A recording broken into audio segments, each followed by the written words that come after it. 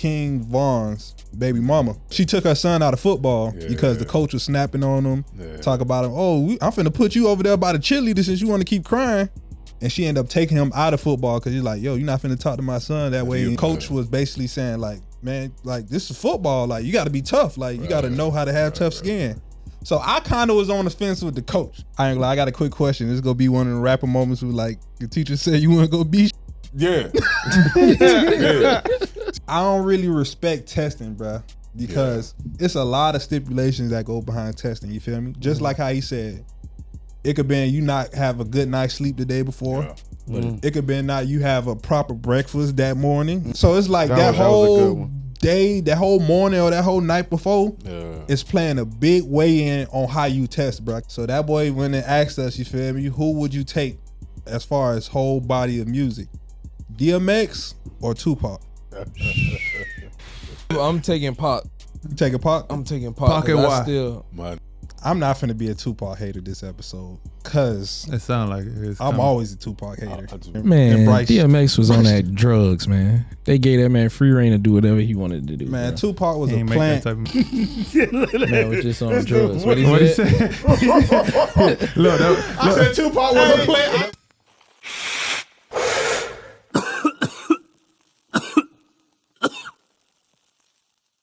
Welcome to the FSP podcast. It's your boy Flystoner Motor, kicking it with the Stoner crew. Hey. Feel me? Back up in this bitch, man. When you see the orange walls, just know it's about to go down, man. Back up in here, man. 2025.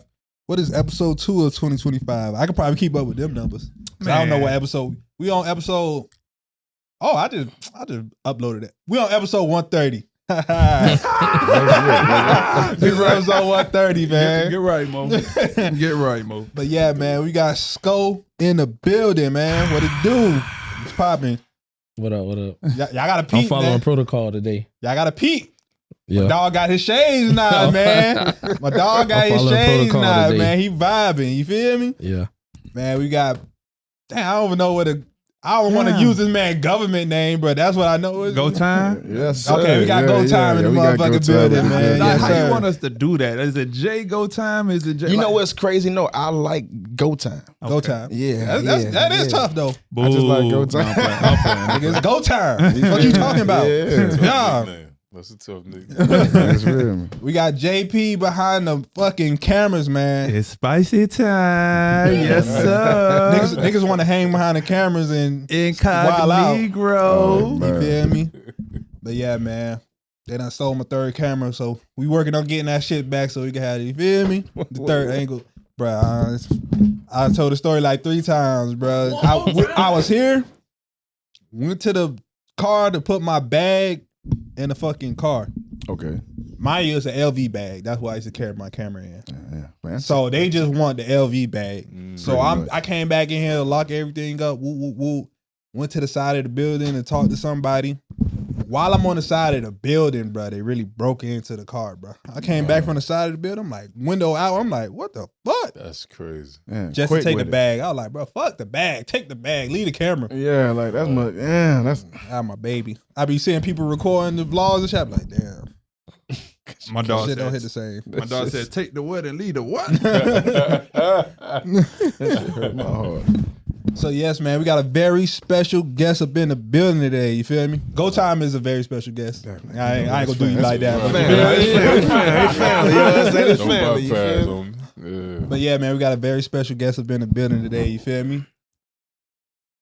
We met. It's a crazy way we met, bro. Funny story. I'm gonna tell the story, but I'm gonna let him go ahead and introduce himself first, real quick. You feel me? You want to go ahead and introduce yourself? What you want to introduce yourself as? It's weird to do because I don't really like to speak about myself. Mm-hmm. Right here? Yeah. Okay. All right. How y'all doing? Charles Williams, CEO of Generational Cure Mentoring Organization. Father, husband, man of God, minister, all that good stuff. Facts. So yeah, man, I gotta get into a little bit of how we met. Crazy story. You feel me? Just walking in Publix one day. Mind you, I used to go to Publix all the time. You feel me? Like that was just my place. I just go. I can pick up the smallest things. I'm just going to Publix. Nah, Publix lit. Boom, walking. That boy pulled up on me. He said, "Hey man, I love what you do." I'm like, oh, "Okay, cool." He said, "Nah, man, I really follow what you do, man. We got to really tap in." I'm like, "All right, cool." You know, I'm like, "All right, cool." And that boy was really telling me like, "Nah, I love what y'all do with the Miami Boys pool party." Like that boy started really saying like, "Oh, nah, nigga, I know what the fuck you do." I'm like, "Oh, okay, all right, bet." And then, you feel me, we end up exchanging numbers. I end up finding out what he do, you feel me, nonprofit, mentoring young black men, you feel me, in the community. I was like, oh, yeah, this is dope right here, you feel me? And that was in the time I was doing, I had a YouTube series called Recession Proof.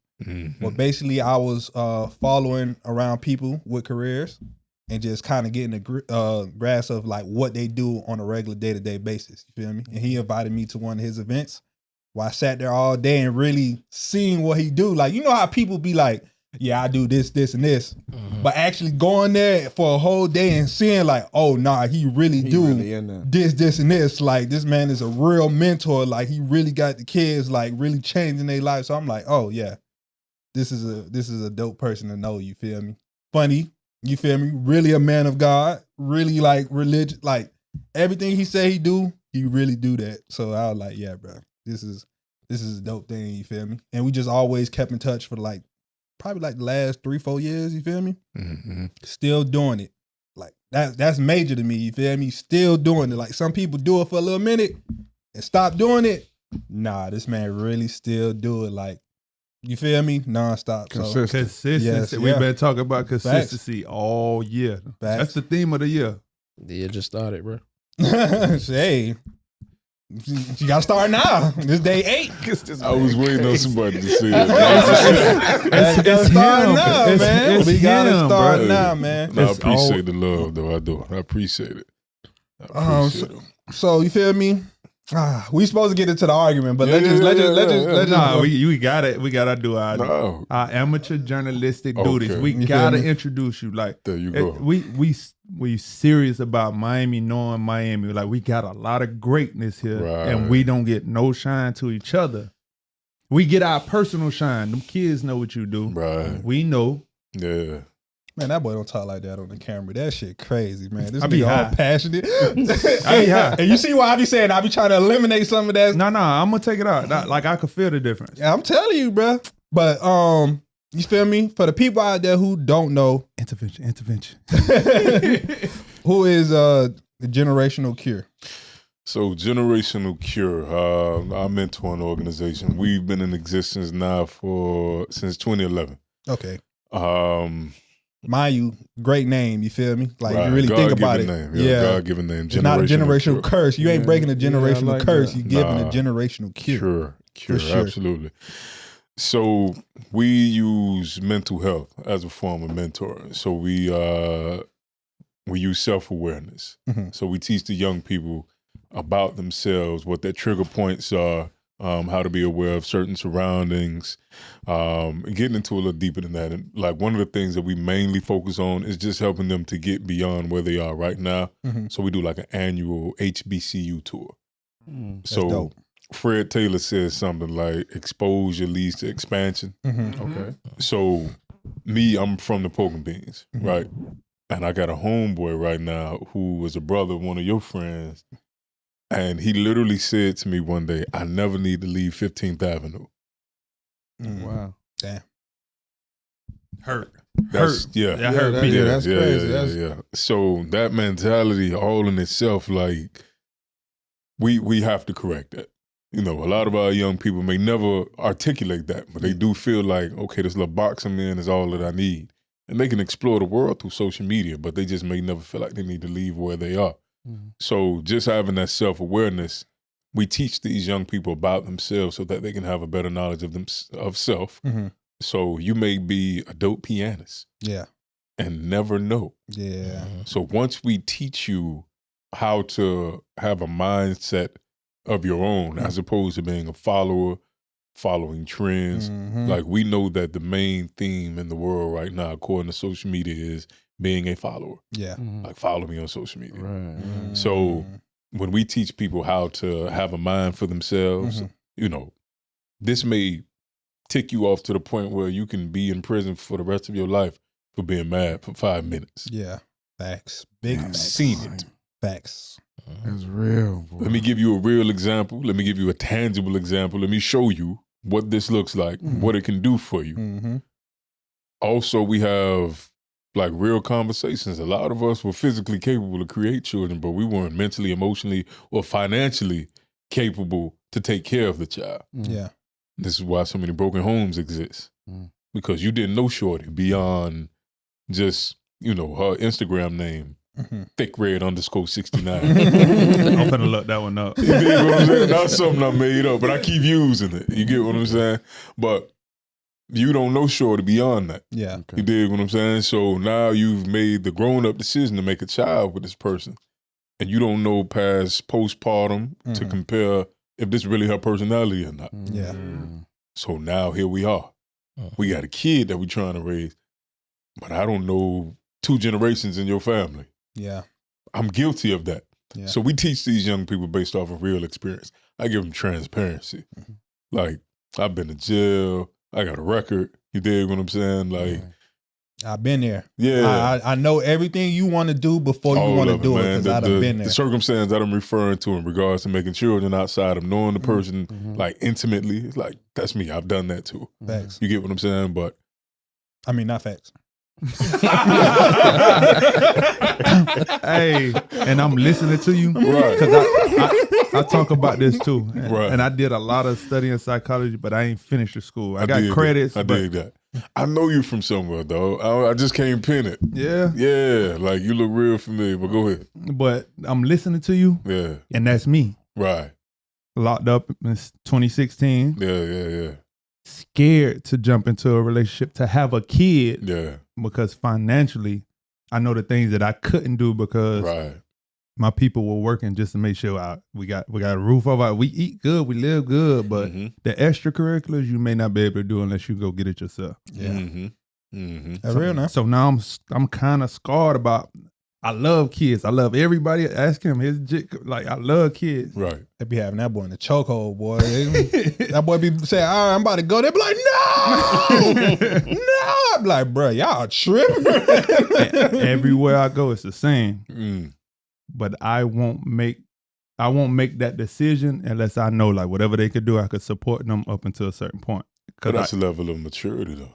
Side note, I ain't gonna lie, I'm gonna be so drunk at your baby shower. Please do. Straight up. Hey, I'm gonna be so turned up. Right.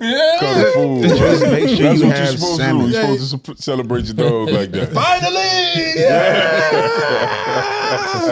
I'm like, damn, I who love baby it. shower? That boy shit. Yeah. That's how you're supposed to do it. That's your dog. All 2025. Right. There you go. But no, like right now we're getting into teaching the kids about understanding, like getting in the trades. Yeah, major. Because let's keep it a buck, man. I mean, the College ain't for everybody. HVAC, plumbers, electricians. Man, listen, you can just go on Dade County's website right now and type in that position, and it's going to wow you on what the salary is starting off. They make more money than motherfuckers with degrees. You bro. dig what I'm saying? That's a fact. So we're teaching our young men that, but also just giving them an understanding like, okay, listen, your consequences have real. I mean, your actions have real consequences. Yeah. You get what I'm saying? Like procrastination, the inability to make a decision right now, but also sometimes, and this may not be like the popular thing to say, but parenting has a real influence on young people. For sure. Yes. For sure. So Facts. sometimes parents will bring us kids and want a microwave result. Nah, shorty's 17. Yeah. He's been this way for 17 years. That's Right. That thing baked in. So you want me to fix this and like, 9 weeks. Yeah. It ain't gonna happen. Yeah. That ain't gonna happen. So this is where the mental health component comes in. We don't just mentor, like, say you're in the program. We do group, family, and individual sessions. So I'm gonna talk to the kid one-on-one and build a rapport, but I need the whole family locked in because this is his ecosystem when he goes home. So you all pour into this young person, and I need you to hear what I'm saying. So when you get home, it's not like putting sand in your hand. Yeah. Like, I need a foundation there so we can all be speaking the same language. So even if Shorty bucking against it and I call the crib, I might end up talking to mom or dad on the phone and they slide jit the phone and be like, here, Mr. Williams want to talk to you. And that's a real, oh, he got y'all. Yeah, for sure. You get what I'm saying? So now we all on one accord. Yeah. And with that, we've been able to have, I think, an 88% success rate for young people that finish our program and go off to post-secondary education. Yeah, so we create winners, man. We lock in for real. You need more light shed on you. That's the work that a lot of us are doing individually without help. You have structure for it. We need that, man. Yeah. I ain't gonna lie, bro. He kind of, what's the word? Like, he underspeak himself, bro. Because he'll tell me like one thing about something, and then I actually go to the event, and that shit'll be a whole big thing, bro. Like, when you had the thing at Bunch Park, like, I was just expecting, like, okay, small setting, a little something. Like, nah, nigga, that boy really had some shit going on. I'm like, damn, this is major. Like, I'm thinking I'm going out there for a couple minutes. I'm out there for a few hours. I'm like, oh, this is entertaining. I saw that too. It was really locked in. Yeah. What is that though? Because it's a lot of us that do that, especially from like in the hood. Like we it's humble. Yeah, it's humility. Yeah. We was taught to be humble, and you look at that word, and it look crazy. I feel like nobody want to root for somebody who's, you feel me, cocky or have such a arrogant. Yeah, man. like, You don't want to be arrogant about it, but. I mean, the thing is, it's not for me to get the glory. It's God to get the glory out of the circumstance. You dig what I'm saying? So what you're referring to is our annual father and son flag football tournament. So the name is kind of self-explanatory, right? That's lit right there. Right. That is. Father and son flag football tournament. But, for example, you may not have your pops. So there are a lot of other organizations, and this is where we give the light to other people. Okay. So there are a lot of organizations that do similar work. Okay. Yeah. You can bring your organization out there with your kids that are in your program, and we'll spank them in the flag football tournament. You dig what I'm saying? But we have a good time, and it builds camaraderie. So now, Shorty that's from Overtown that just thinking they look corner, like they're just doing this here. But then when he comes out to Miami Gardens, He get to see he everything. didn't realize that as they were coming, there was an organization in La Haiti, Liberty City, Opelika, Miami Gardens. Okay, there's other men out there doing this as well. But when you get there, you have men that are firefighters, doctors, lawyers, police officers, work at Walmart, whatever. Like, hey, all of us care about you. Facts. So this year, we're doing it a little different. We're going to have the flag football tournament. Everybody can still come get spanked. Because I really do this. Yeah, You dig okay. what I'm saying? All right. That boy out there, no shoes on. That boy. Man, listen, back in the projects with it, you heard me? Yeah. But this year's event is going to be a little different. So, on the theme of mental health, right? Any of y'all play ball before? Yeah, for sure. Play ball? Okay. So, you've seen men that just become a shell of themselves when they don't make it. Right. Like walking depression. Yes. Yeah. Right? So, we're going to have a workshop this year just specifically based on that. So we have a workshop before every game. Like when we have this event, kind of like putting a little medicine in the candy. That's important because especially in Miami, because you have a lot of football players, but that people don't speak about that, the people that don't make it. Yeah. But then it's that gap of being lost of, okay, now what do I do with my life? Yeah. So that's important. What would be the because somebody, okay, so like the parents will bring the kids to you, but what's the recruitment process for like the child that doesn't really have that connection with like his mom or dad or Mom working all the time, father not yeah, there. you feel me? How do you get those guys? So a lot of our kids come to us through word of mouth, right?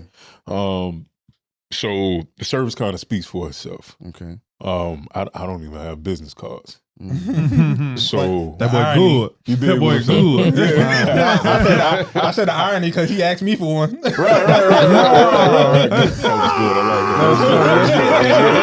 That was good. I like that.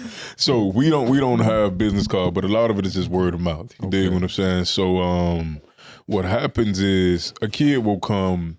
It may be something that he's involved in, like school. Okay. You know, we have a network of people that we have relationships with that will say, hey, I got a kid, you know, whose mom or dad may not sign him up, but can I sign the kid up? And then we just get mom and dad to buy in on the back end. Yeah. No problem. So Shorty comes in and we just have a real conversation during the intake process. Right. And on our application, it says, what's your story? So that's literally like, if you look at our logo, it's a part of our logo. What's your story? Because we really want to know, like, what is it that we're trying to get out of you and what do you want to accomplish? So we don't have a cookie cutter approach. This is our curriculum. This is what we theme everything after. The socioeconomic and the social, ecological, all of those things, right? Right. And social, emotional, all of those things. Still not a cookie cutter approach. Because when you come into the program, you're a person. We don't give you a number. We're not too big where we won't realize you're not there anymore. And whoever your caretaker is, they have to sign a contract that says you're involved 90% of the time. So if we have a family session, you got to be there. Facts. If we're having a mentoring session, and so you remember when you came, Yeah. who was there? Most of the mothers. Moms was there. Yeah, You get what I'm saying? Okay, yeah. So as I'm talking to Shorty, or one of the mentors is talking to Shorty, I need you to be locked into what we're talking about. Engage in the conversation. Right. And you was making them engage. You had them talking, you feel me, while the speaker's talking. Facts. And we're also going to bring in speakers as well, because let's be honest, sometimes a voice can become just redundant and you don't want to hear this person speak anymore. The same way we ask Teddy, what's more important, the message or the messenger? You feel me? Sometimes it be that. Sometimes it's the messenger, sometimes it's the message, for real. Right. So back to the event, right? The flag football tournament. Therapists, career advisor, former players will be on the panel. So the therapist and the career advisor are going to go and have breakout sessions with the young men. Okay. So 30-minute increments. You sit in the room with him for 30 minutes, then y'all swap. So when you sit with the career advisor that we chose for this event, he played ball. So he didn't make it. And out of his own mouth, he said, I realized I wasn't good enough. So I got my degree. And now I'm going to teach other young men that you can get into IT, you can get into AI, you can get a border patrol, business, whatever the case may be. Like, we're going to show you that if you get into these fields, this is the tangible outcome. This is how much money you'll make. The players are going to sit up there and tell these young men, listen, I made it and I still was depressed because I didn't become Jerry Rice. I didn't become Jerry Rice. I didn't become Dion. I didn't become Justin Jefferson. I thought I was going to be that, but I was just another guy on the roster. Or you're going to have guys that say, I was a 5-star recruit. They changed the coaching staff when I got to the college, and then I was just lost in the shuffle. Yeah. Now I'm out here. Lost in the politics. You dig what I'm saying? Let me ask you. This is a 2-part question. Go for it. First part, as an adult coming to those, do we also get an opportunity to talk to those psychologists? Absolutely. Yeah? Yeah. I want parts. And then the second part, I know we have a mutual ex-NFL star. He was a running back. He's from down here. I won't say his name because he's going to come tell the story on him, but I kind of was already, you feel me? So, you know. So, okay, bomb. So he was expressing, although he was great, the years he was great, there was a coach that took his confidence from him. And he wasn't able to get it back. So while we looking at this person perform and we like, man, what happening? Like, he's still fast. There was able, psychologically, someone was able to take something from him. How can you get that back? Because you are Now, some people lose them like I wasn't good enough. Now, I know I'm good enough. Yeah. I didn't get injured. Right. It's mentally, my mental injured. Right. How could we get that back? So that's where the therapist will come in at and actually give an understanding of it. Because something that I put on social media the other day was we have to teach young men to stop tying their self-worth to a game that may not manifest into what they wanted to become. Yeah, facts. You get what I'm saying? And then at the end of the day, this is going to stop at some point. Yeah. Right. There's literal politics in it where your pension is 3.5 years. Mm-hmm. I just saw a post on social media the other day with some old school cats that said there were guys that say your 3.5 years is at 12 noon. Okay. Guys got the call at 8 that morning and was like, yeah, you out of there. Gone. So now we don't have to pay you for the rest of your life. Right. Got more budget. We just cut you 4 hours early. That's cold-blooded. You dig what I'm saying? But that's the business of it. So the players will tell their side of it and give the young people. So the thing is like you got the youth football players, right? This is a real story. My 11th grade year. Have you all seen the documentary Year of the Bull? Oh, yeah, for sure. Okay. Yeah. So that was my 11th grade year, right? What? Prime came to us and spoke to us, right? Yeah. So you're coming to the illustrious Miami Northwestern. Yeah. Every man on this roster think we're going to the league. Which was a great team. Right. One of the That's greatest a teams crazy out of One of the documentary, greatest, You boy. feel me? So every man on this roster, to the dude that gets no playing time to the star, we just know we going to the league, right? Mm-hmm. Prime comes into the auditorium and tells us only one of y'all going. Damn. So what y'all see in Colorado, Mhm. this man really does that. Yeah. Like he wasn't getting paid to come talk to us. Mm-hmm. So he was saying that for free. Yeah. Like, but that's been his message. Just to expound on that, with the Year of the Bull, whatever happened to the I don't even want to say what he was calling himself at the time, but whatever whatever happened to that boy, right? You feel me?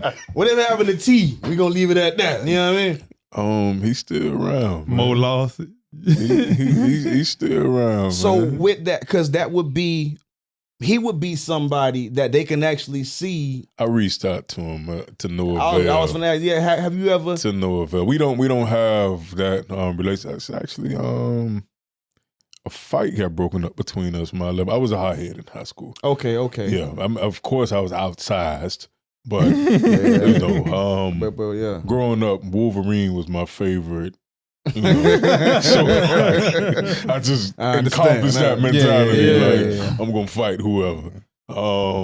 But yeah, he's still around, man. It's guys like him though that will be able to tell their stories. Yeah. As of right now, we got one guy that has responded. That's locked in. Mm-hmm. Shout out to Luke Leverson. And he's the one who told me that. Like he made it to the league. But it was still unfulfilling because he was just there. You wanted to be the top rank. You want to be the star. You want to be the star, but And that's the thing, man. Like these guys are the elite of the elite, and there's some politics that goes into it. a lot of politics. A lot. I feel like that's 70-80%. Like Odell a lot. Beckham, yes, he was great at football, but he understood branding more than anything. He got his one shot, one hand to catch. Yeah. All right, cool. Y'all Got gonna my hair, dance. Right. He became a brand. You feel me? Y'all not gonna forget me. Yeah, Y'all exactly. won't forget Yeah, me. he left his mark. But see, there's because there's also, I think, even more. All right, like if you get a football team, right, you're gonna have a couple of stars, right? But then you have a lot of them that's just kind of in that group of being good enough just to get to college or good enough just to get to the league. But what happens like with those who don't want to be the star, but they're using football to kind of have that lifestyle? So I think your program is dope because it kind of gives, hey, a lot of people don't know about the options, about the IT, about the HV. You know what I'm saying? So it's almost like, man, I'm trying to say, do you do you get more stars or do you get more people that's kind of that fit in like that? I don't want to say linemen, not stars, but you get what I'm saying? Like those people who they're just using football to basically like get an education and get a couple dollars and stuff. They don't really care to be like the best. The best player. Yeah. Well, our program isn't based around football. Right, true. So that event in particular is to just highlight, building relationships with the young men in the community and men in the community. But we use the workshop to highlight the issues that need to be addressed. Okay. So for some years, we've had different workshops. So we've had financial literacy workshops. And truth be told, this is a little sad that the information just wasn't going over the young men's head because the presenters were engaging. It was premature. So if I'm inviting you to some information that you've never heard of before that's completely foreign, but every dollar you get, you want to spend it, and I don't want to hear nothing about investing. Or if I have to spend it. I don't want to hear nothing about saving no money, man. Yeah. You get what I'm saying? Like, I want to spend every dollar I get. That's like, You dig what I'm saying? So then we did one on fathers' rights. We literally had, because we have a partnership with the Dolphins. Okay. We literally had John Jenkins, shout out to John Jenkins. John now plays for the Raiders. He came and reached out and he said, I have a situation that's near and dear to me and I want to sit on the panel and talk about fathers' rights. So we had a lawyer there, a black female lawyer, and she talked about fathers' rights. And then John talked about his situation. I have some familiarity with it, so I talked about it. And that was, effective as well. But this go round, I think this may be our mainstay, where we deal with men who, you ever go to an Optimus game? Right. See the coaches that's just a little bit overly zealous with the children. Yeah. Bro, why are you so aggressive with an 8-year-old? Right. Yeah. You dig what I'm saying? He, a 10-year-old, whatever the case may be. Like, Jit not finna go to middle school tomorrow. Right. He ain't going to the league after that. Right. You dig what I'm saying? Like, it's going to be some steps. It's going to be some progression. But these guys don't know how to manage their emotions. We're going to talk about that. They don't know how to manage their expectations. They don't know how to manage disappointment. They don't know how to just navigate the ebbs and flows of life. So you're my bad, go ahead, dog. Nah, go ahead. I do got a topic I want to address. You feel me? No, go ahead. All right, so me and Sko was on live stream one day. Yeah. And there was a topic where King Vaughn's baby mama, she had a situation where you feel me? Her son, she took her son out of football because the coach was snapping on him, talk about him. Oh, I'm finna put you over there by the cheerleader since you want to keep crying. And she ended up taking him out of football because he's like, yo, you're not finna talk to my son that way. And the coach, he like 6 or 8, something. Yeah, he like 6, 7, 8. And the coach was basically saying like, man, like this is football. Like you got to be tough. Like you got to know how to have tough skin. So I kind of was on the fence with the coach. You feel me? So I want to ask you, how do you feel about that? Since we are on this, we could make it a panel because that's a real situation. So I want to ask how everybody feel about it. That's interesting. I have a son who just turned 12, and I can see the difference between the fathers who are impactful in their kids' lives as opposed to the fathers who aren't, and how the coaches respond to those kids. So when I'm present, he ain't doing all that. You get what I'm saying? Because I'm hands-on. Yeah. And listen, I ain't John Gotti. I'm not. I'm Wolverine. You dig? I ain't the biggest gangster in the world. I don't claim to be. You dig what I'm saying? One thing I do tell people is even Jesus had hitters around him. You got to study your word. For sure. Come on now. The point is that I'm not going to be passive about something that's mine. Facts. You dig what I'm saying? Whether it's my wife or my children. So when I'm there, you're going to feel my presence. Like, I'm standing next to coach. Like practice, I'm right here. You get what I'm saying? Like, and the coach is turning to me, hey man, he got to tighten up. Well, go ahead and talk to him then. And they'll be like, hey, I got your daddy permission. And I'm like, yeah, man, say what you need to say. Or even at the games, I'm at the gate. coach talking. This is a real situation. My son didn't know how to lose, so he was displaying poor character. So I'm, hey, come here. Let me holler at you real quick. Yeah, your coach was talking to you. I saw your body language and your facial expression. When that man is speaking to you, you need to respond this way. Coach, I just addressed him about the way that he responded to you. I saw that you didn't like the way that he responded to you. I'm letting you know in front of him. Take him out the game. The next time he responds to you like that, we didn't have that problem no more. There has to be a clear line of communication that we are a community. You dig what I'm saying? That man cooking. Yeah, boy, cook. I ain't gonna say that was perfect, boy. Woo. But when dads ain't in the picture, coach run crazy. I feel like they could have that same communication with the mom. Like it could be that much easy, but you know how it is. It's not this. Because you know how it is. Yeah, I was gonna say. Then you got that's when you teetering with the respect line and how certain men look at women, and it could get a little tricky. It's like he said, it's just him standing there.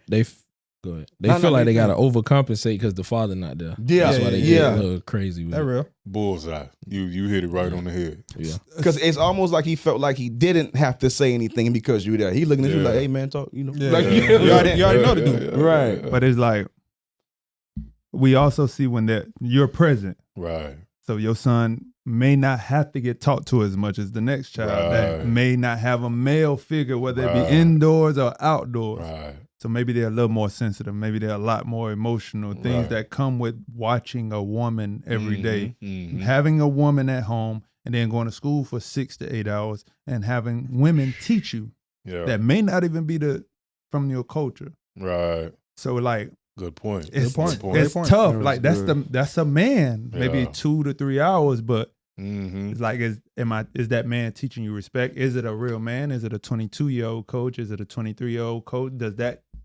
Do they have their psychology right? Like there you go. Yeah. It goes back to what I was saying about making grown-up decisions, but we're not mature enough to do it. You get what I'm saying? Like we, in our community, we get thrust into positions so quick. Like this may be like ancient history, but like, men had to be head of households like 15, 16, get married early on or whatever the case may be. But things have changed so much since then. Like the way we are now is because fathers aren't present predominantly. Yeah. And we know like the whole psychology behind that, like the government, they loan game that man, that's a real conversation to have with my boys. Yeah. Like, the only thing I said with that whole situation was I feel like she shouldn't have made him quit football. You feel me?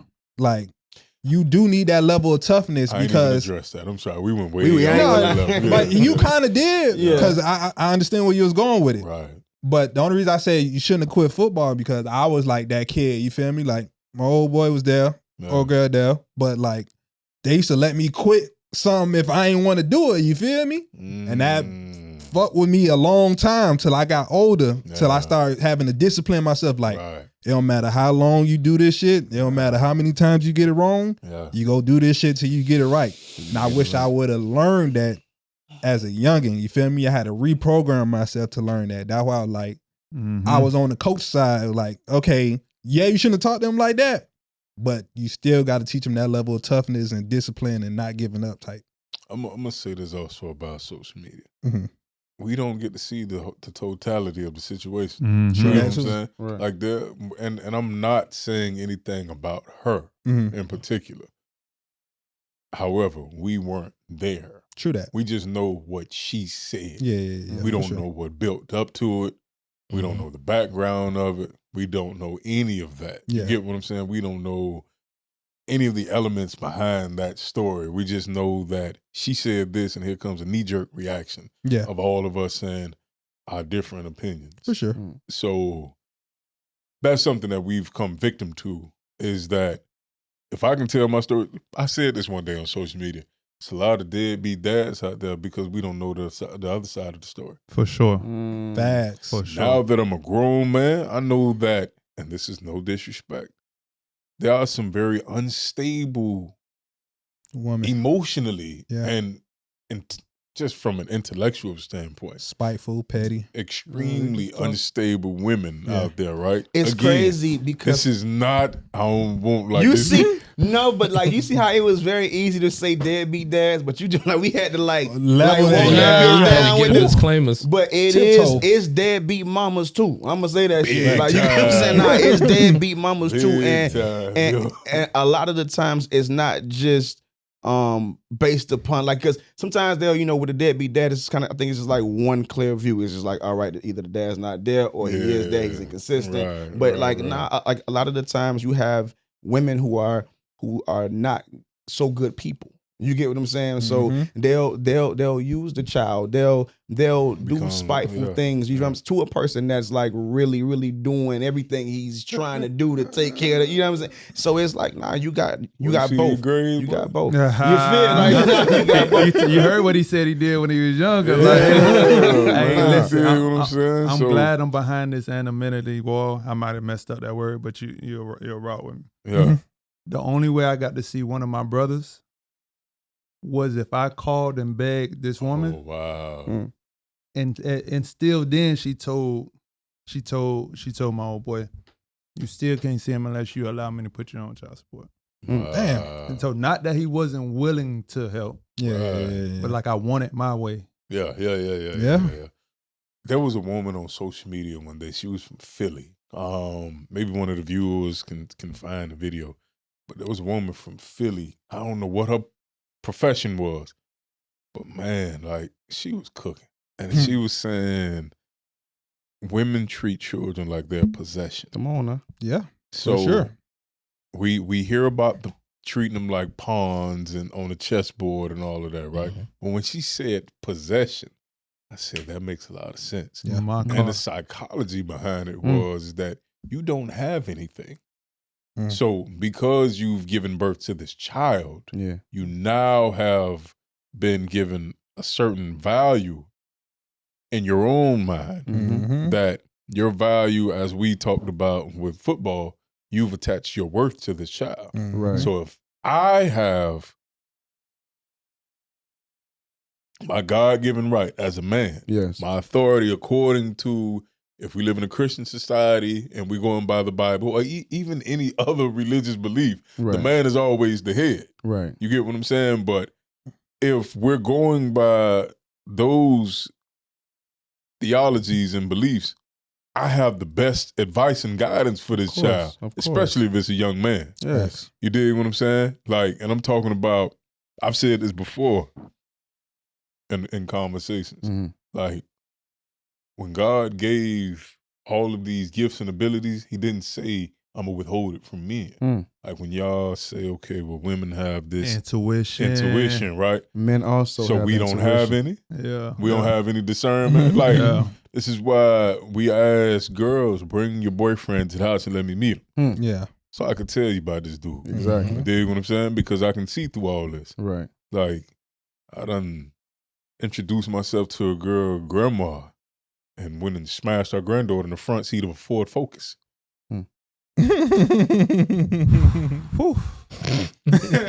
Yeah, that was the day. Everybody changed the car and relived that same. I mean, I was in the 12th grade, but it happened. You get what I'm saying? Like, I mean, I can be smooth or have been for the sake of being, just sneaky. Right. But like, and this is why we get young men that grow up extremely irreverent. Because they didn't have that male figure. You see it all throughout the animal kingdom. Dad present, said animal gonna behave a certain way because dad's present. You on your ass. Dog, this remind me of the comments. I was just looking at this on IG. I love my algorithm, but it's like I gotta fix mine. That's horrible. My shit straight food. Look, I can show you. Cooking with Kaya. I'm playing. He playing, but he for real. Look, something like you that. can't hit like on nothing, and it just tear up your whole algorithm. Look, you can fix it by what you share and just share it back to yourself. Okay. But look, but it's a doctor. I don't want to say the wrong lady name, but it's a doctor. She was expressing traumatized men. we react on our most animalistic behaviors instinctively. But a healed man is more nurturing, more patient, more understanding than a man that's still without structure, still learning structure on their own. I kind of get what you're saying. I may be messing up her words, but I love what she meant. Like the nurturing part is like, if you had a daughter, it changed how you move. Definitely. Yeah. Like for most cases. Yeah, like when I had my son young, like 17. But when I had my daughter, it definitely changed my perspective on life. Like you approach life a lot more patient. But to what the full quote of what you're saying with the lady said, I think that speaks to just being mature and immature. Like once you kind of grow up and you start to be like, all right, like even like kids, like when you young and you like, hey, be quiet, blah, blah, blah. But like when you get older, you'll notice how like you're like, damn, my mama you kind of nice to my damn kids. Like I like who were you? Like you know what I'm saying? But you'd have been whooped our ass. You, like, what's going on? You feel me? But she's gotten older now, so like the patience is more so like they just being kids, or the perspective is different, or like you understand like I'm they healed. Yeah. You feel me? Like because it's trauma, so you like you're moving off of like traumatic triggers, like me, like I'm not like healed from everything. So it's certain shit that I like. Traffic, coming here. I told Jay I left the crib at 5:40. I promise you I got here at like 8 something, but now I had to go back home and eat. But when I left, that's what it was. Again, I know. He didn't tell us that. No, I know. You know, when I left again, it didn't matter what 17. It was traffic, and I noticed it fucked with me. Yeah, but like not just. Oh, I'm upset. Like I had to turn the radio off. I started like doing deep breath exercises. I was like, oh boy, you really don't like being in traffic. Now look, the maturity, this is what I do. Anything that triggers me that bad, I do everything in my ability to make sure it don't happen. So now I leave everything 45 minutes. I'm trying to get there 45 minutes early. And I sit on my phone because that's what I was going to do at the spot I was, where I was eating or whatever. I'm gonna sit. So let me go early and sit on my phone. No traffic. I ain't in no rush. See, I ain't gonna lie. Everybody cope with it a different way because I just turn my brain off and not even think about it. Like I'll go on my phone, probably upload a clip, write some notes, write a topic. Like I'll just make myself busy, like, and not think about it at all. See, it done got to the point now where even like I can't do anything without having nothing in my ear, like whether it's like podcast, whatever. So it's gotten to the point now where if I'm in the car and I'm like I'm not moving, like that's a problem for me. You get what I'm saying? Like I feel like I'm just still. Psychologically, you need a distraction instead of dealing with what's in front of you. There we go. Which speaks to not being. So if I was a little more mature in that area, and now I'm healed, I'm nurturing myself to where. Hey, bro, calm down, chill. You know, hey, God got you. You in this traffic for a reason. You gonna get there. You my perspective, like, nah, bro. Like, dang, that's crazy. I ain't gonna lie, but back to what you were saying, I just feel like our grandparents is not they grandparents. Our parents is just like enjoying our karma. So we were just fucking them up our whole childhood. Like, I feel like that cold-heartedly. Like, anytime my son or my stepdaughter just going crazy, I just look at my girl and be like, "This you. This got to be your karma." Like. I just know you was bad as fuck or something, like just my grandma would say that. Like they say your kids give you tenfold what you gave your parents. For sure. No, you deserve it. You know what I I got 5 of them. I don't see it. You don't see it? Man, listen, man. Okay, so my oldest boy, he chill. He don't give us really no issues. Mm-hmm. My youngest boy, he's a little more of me, but he's not as bad as I was. Mm-hmm. Man, I was in the projects running crazy. And I was breaking windows. I mean, these kids don't be outside. If you want to be, he goes outside. Oh, he goes outside. You think it was personality or where you was at? I probably had ADHD. Self-diagnosed. When people speak of ADHD, it's a psychology book that shows 5,000 different variations of ADHD. Mm-hmm. Most of them are someone super smart or not getting challenged. Yeah, that was me. Yeah, for sure. Me. Now he is super smart. He's a brilliant kid. He's in Magnet. for me, so transparent moment, right? And the more I share this, the less power it has.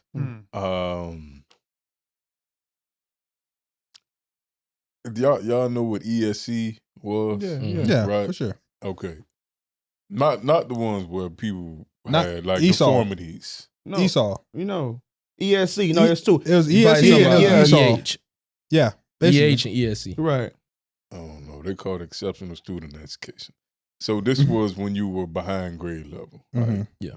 So we lived in Largemont in the projects initially, and then we moved to the Beans later on. Okay. So as you were speaking about teachers that are not from your culture, right?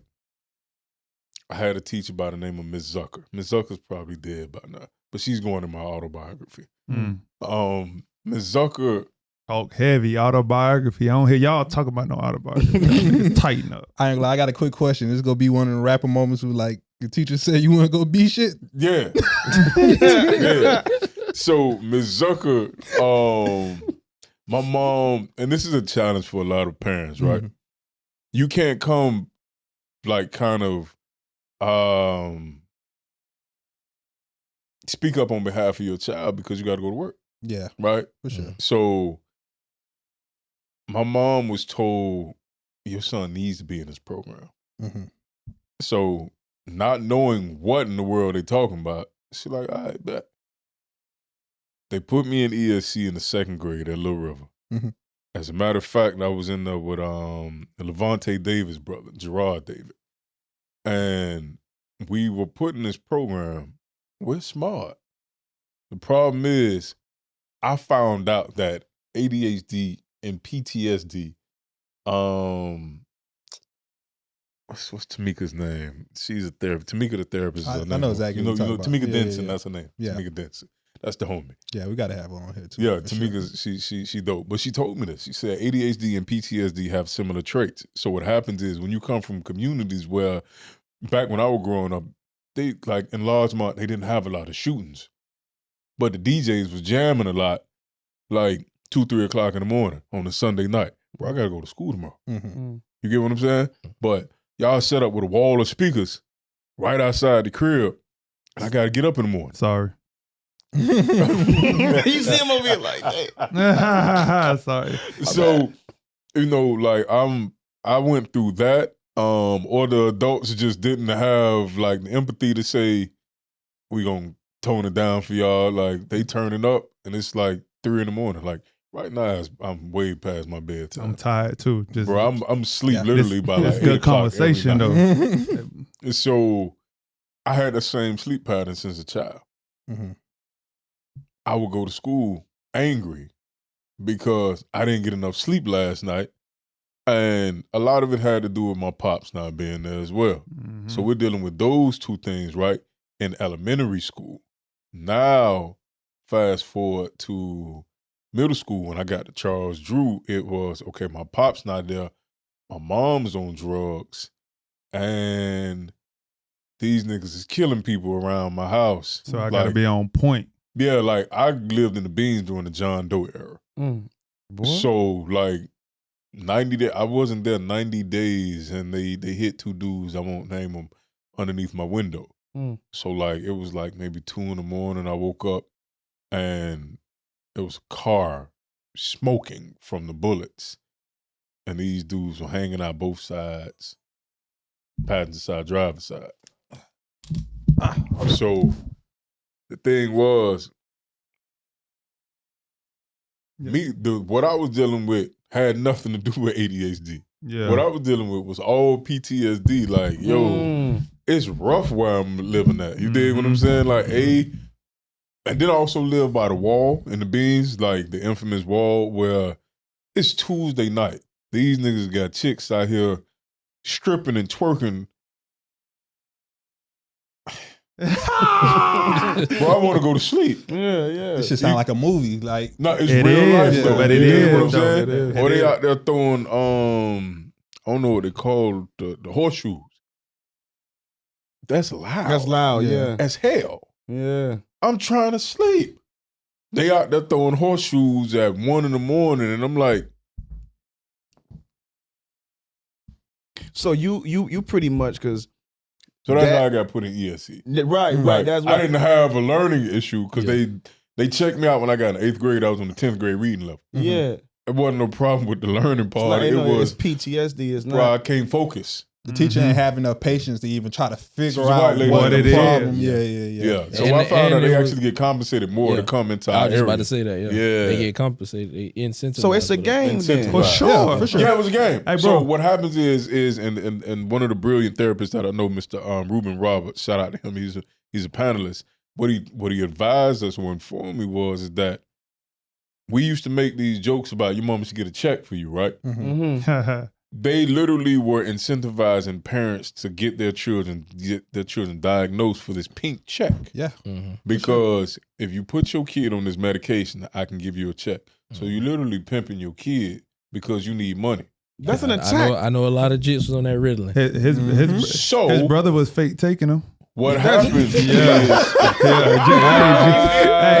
just know that boy. When that boy told me he went and got that check, that boy at the head. And I'm over here tripped out because that's an attack. Like that's if of whose community? Of our community. You feel what I'm saying? On us personally, like not even on the world. Like on black people. Like that's an attack because if you're grabbing 5 to 6 out of 10 kids and putting them on Ritalin or classifying them as ADHD and it's PTSD, then now these 5 kids don't get treated for PTSD. So you know what I'm saying? So now they go throughout the world never being healed, never being treated properly. Then now you ask why the damn jail is filled up. You get what I'm saying? It's like, nah, because that's crazy. That actually sounds like malpractice. That adds into the school to prison pipeline. Because what happens is these children, such as myself in that situation, right? They build prisons according to 3rd grade reading and writing levels. Yeah. So the statistics for the 3rd grade reading and writing level determine the amount of prisons that they build. So when they build these prisons, mind you, I love this dude and I don't like him sometimes. Like we could square up. Dr. Umar. No, I was just bringing Dr. Umar. I like him. Sometimes I don't. Like he a little too. He polarizing that. Yeah, sometimes it's like when he right. When he right. Yeah. But when he wrong, I'll be like, bro, I want him 2 front teeth. Right. He'll argue until he get right. Yeah. Become right. You feel me? That's what I hate about him. Yeah. But he said something. He said the development of the brain isn't fully functional at 2nd or 3rd grade. For sure. So the child is literally too young to be diagnosed at that age. It's literally illegal. Right. But when you do it and the parent come out and sign off on it and say, yeah, go ahead and put them in there, they done buck the system. Right. You dig what I'm saying? So now what I said, this happened when I was in the 2nd grade. You feel what I'm saying? I see what you're saying. And then now you're also putting because what stipulations that you're putting on the mom where she maybe, like she probably has like a cap on like how much money she could make. You get what I'm saying? To be able to receive that. So now she kind of. I wasn't diagnosed with ADHD. I just was put in the ESC. Yeah. Because the program is going to get paid more. Yeah. Because now they have, they now have data saying that this program is necessary. Yeah. Because of the bodies that we have in here. So what they had in there was a bunch of kids from the projects, just stuffed them into this program because they felt like we were learning below grade level when in fact we just hyper. You know what's crazy? Y'all ever watched Dumb and Dumber? Yeah. That's exactly what that whole movie was about, bro. I gotta rewatch it. Niggas just hyper.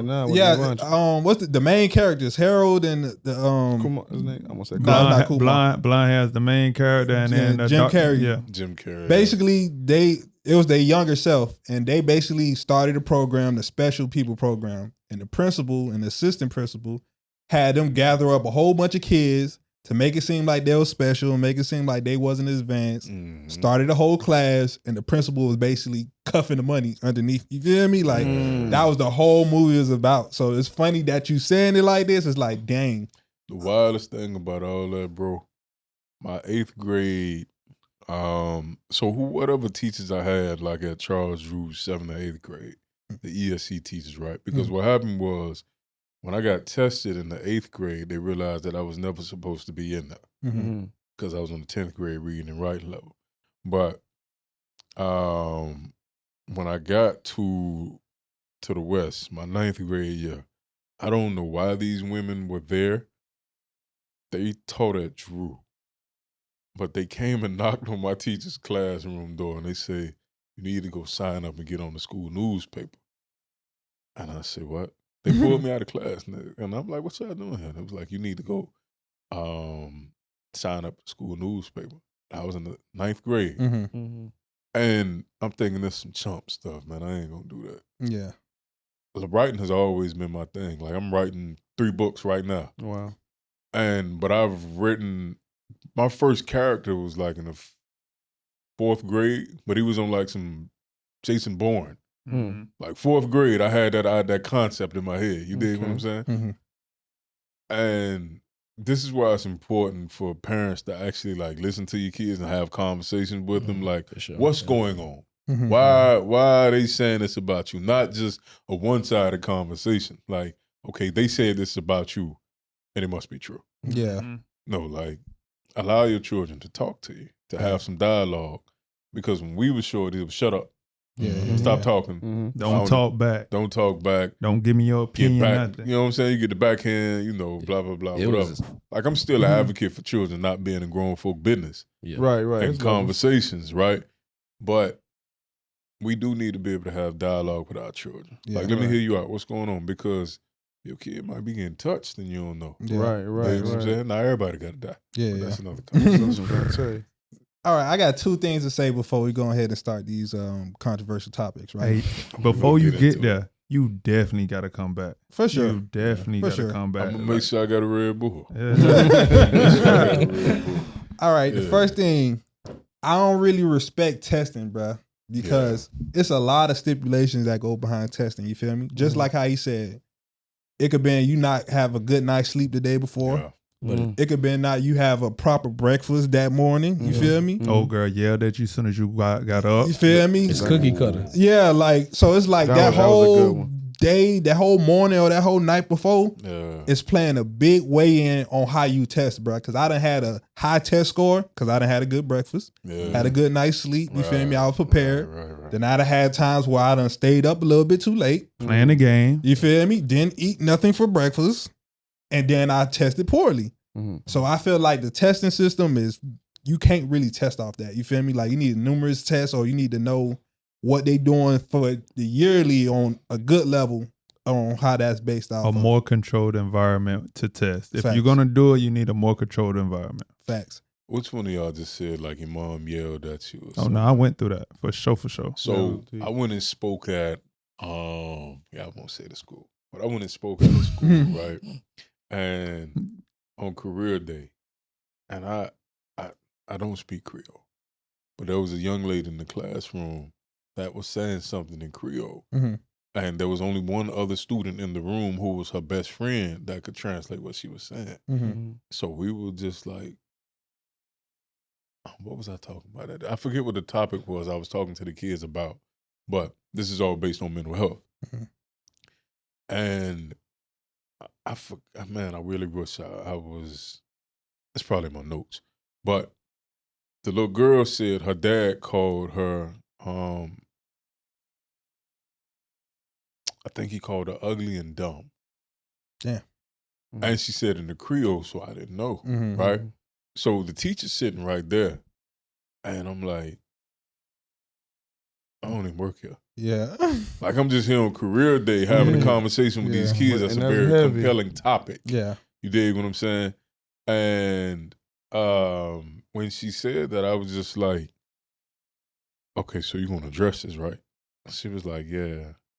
So I knew the principal. So I went and hollered at the principal, and I say, listen, because she was like, how was, your day going through all the classes and everything? And I say, but I didn't say it was cool or nothing. I just say, listen, when I got to classroom 102, this Haitian girl, sort of the assistant principal, was standing there with her, and she was like, oh, she said the little girl name. I said, yeah. I said, listen, y'all need to talk to her daddy. And they said, what happened? So I told them what happened, and they was just like, what? I say, it's no knock against y'all that you don't know that this is going on at your school. But dig this.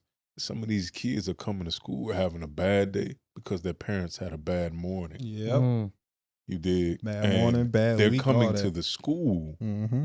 responding or behaving according to what happened in the car. Yeah. So there was a shorty that said that his mom, he don't know what conversation she having on the phone, but Jit say this happen every morning and every afternoon when they get picked up. They say, Mom go to spazzing. And Jit say, now this kid was able to emotionally regulate his own emotions. Mm-hmm. But he said this, and he was very articulate for a fourth grader. Mm-hmm. And he said, I don't know what conversation, these are his words verbatim. Yeah. He said, I don't know what conversation my mom is having, but when she gets off the phone, she spazzes on my brother, me, and my sister after school and before school. And I turned to the teacher, and the teacher is like, these are the fires that we have to put out every morning with some of our kids. And it takes maybe the first 30 minutes. Yeah. Well, I got to stand outside with Shorty, calm them down, and hope the rest of the class is okay. Yeah. Kudos to the teachers that go that extra mile. Man. You dig what I'm saying? Damn. But, like, for a father to be that verbally abusive to their own daughter, like, I got little girls. Mm-hmm. Couldn't imagine. I don't raise my voice at my little girls, man. Yeah, like, crazy. my boys, I'm Bart Simpson and Homer with these boys. Right, yeah. You dig what I'm saying? Your girls, you got to be different. My You see, girls is like, and I got a grandbaby now. So grandbaby is my heart. Like that's you can't Oh, your man. girls, because you're training their ears on what to listen to when Accept. they get Correct. you feel me? So it's Correct. like, I don't like to like yell at my daughter, because that's a real, because then she's gonna grow old and feel like feel this like is it's okay. okay. Yeah. This is normal. Daddy did it. Okay, it's cool. But if you don't yell, and then now it's foreign to her. Hey, whoa, my own daddy don't talk to me like that. Yeah, You get what I'm yeah, saying? facts, Now, facts. now, dude, you got to come correct. and You feel me? Call that. I just Exactly. Come on now. I was Man, expressing you that to called my that. ex's son. I was like, you won't see me yell at your mother. Yeah. For Even sure. though she doesn't feel like I'm passionate about what we, like a lot of women are taught. If they not arguing with you, they don't care. It's like, Yeah. I can't let you see me yell at your mother, Right, whether right. she's right or wrong. Because I don't want you to feel like that's what's right. And you've watched your father do that. Yeah. Mhm. Put holes in the wall, yell, push, pull. I feel like women do that, period, bro. Like, they just go speak in front of the kids. Like, even whether they on the phone, FaceTime, like, they just go speak. They don't understand what that, you feel me? Yeah. Leading off to, like, they pick up on that so much, bro. I'm gonna say I'm guilty for yelling. I was gonna say, yeah, like we do it too, though. I No, thought I'm we do guilty it for too. you hear this voice. Like, Yeah. bro, I'm guilty for yelling. Yeah. You dig what I'm saying? But it's also like I'm in therapy now. Mm-hmm. So I'm guilty for yelling. I'm also a 3-time anger management champ. Why are you so angry? Now you go to anger management for possessing a firearm. No, I'm saying just to let you know. That's the first question because I've Yeah. been there. Yeah. No, I had to go. I had to go back to jail. Mhm. So, but I go to therapy now because I have to unlearn what I For sure. was exposed to in Mhm. regards to conflict resolution. For sure. So my dad wasn't there, but my mom and my stepdad would argue, and the way that my mom argued was up here, Yeah. and it was Same. whatever came off the top of her head. Same. Now me is I can have this conversation with you, right? Mhm. Now if I done had this conversation with you 10 times, I get passionate. now Mm. I may be yelling, and it sounds like, oh, this nigga just being disrespectful in the next room. Mm-hmm. No, I'm yelling what I just said in a lower tone. now. Mm-hmm. You dig what I'm saying? But because my voice sounds the way it does, it's just like, oh my God. Nah, Mm. that ain't yelling to me. You got a powerful voice. Yeah, that's not understood That's- in the eyes of children. Yeah. Children just hear, this nigga's a monster. See, I ain't gonna lie. Y'all definitely spitting, bro. Cause I ain't gonna lie. My stepdaughter, she taught me the most patience out of anything, bro. You feel me? Mhm. Like, even when I had the moments of yelling, that shit go away in 30 seconds. Like, Yeah. I be trying to stand, cause she think we be playing, you feel me? So I be having to be firm. That's the only way she'll listen. I'm like, hey, no, stop playing. Sit down, do it. Then she'll just get quiet and get sad. Like, all right, man, what you was saying? I'm trying to tell you. Bro, that shit don't last more than 1 minute. Yeah. I'm talking about my heart is broken immediately after the yell. Like, once that shit get quiet and I just go look around, she'll just be looking like, Got him. And they know it. Like I recently just came into it where like my daughter, like I peeped that my daughter knows that she got me rap. Like, yeah. like you get what I'm saying? Like it was Man, they drunk my soda. They drunk my soda. Yeah, because it's still pressure. I ain't lying. You go to stress and not get it. It's still You go to pressure. stress and not You get feel what I'm it. saying? They drunk my soda, but I thought one of my boys did it. Mm-hmm. And it's funny because they got like a meme going around right now where like, he like, hey man, who took my toaster strudels, G? You feel me? Like one of y'all, and they like, boy, I was asleep. But the whole time she in the back, she knew for a fact he's not gonna come ask me. Damn. Like she didn't even like respond. But meanwhile, my boy's like, nah, Dad, we ain't, They not gonna tell on her. But the way she responded and the way they responded, she just knew like he not even finna come ask me. You get what I'm saying? Like they know. Meanwhile, because of how we talk to our boys are gonna always kind of be like on eggshells. Like they like, man, because they also are a man in training. So it's like they know Daddy will take off if he get mad enough. You get what I'm saying? Yeah. Like they know Daddy got testosterone because they feel it as well. You feel me? I wanted to ask you earlier because you said you are also a man of God. When it comes down to the young man, how do you go about the spiritual foundation of it? Look at you. You know, I be trying, dog. Go time. What made you ask that question? Because I'm also I'm also a man of God, and it's I noticed we could talk to the kids like about everything, right? Right. And then we could set it off. But if there's no spiritual foundation or connection, it's very easy for the enemy to come in and kind of like whisper that everything they just heard about it, and they kind of go back to what they knew. So it's like, and also with the challenges with the parents with different religions or different nationalities, right. How do you go about that as well? So Jesus is my Lord and Savior. I'm not shaking, shifting, or changing that at all. Like I'm gonna respect what your belief is, right? And I ain't gonna try to like change who you are, right? But I'm gonna be who I am, and through.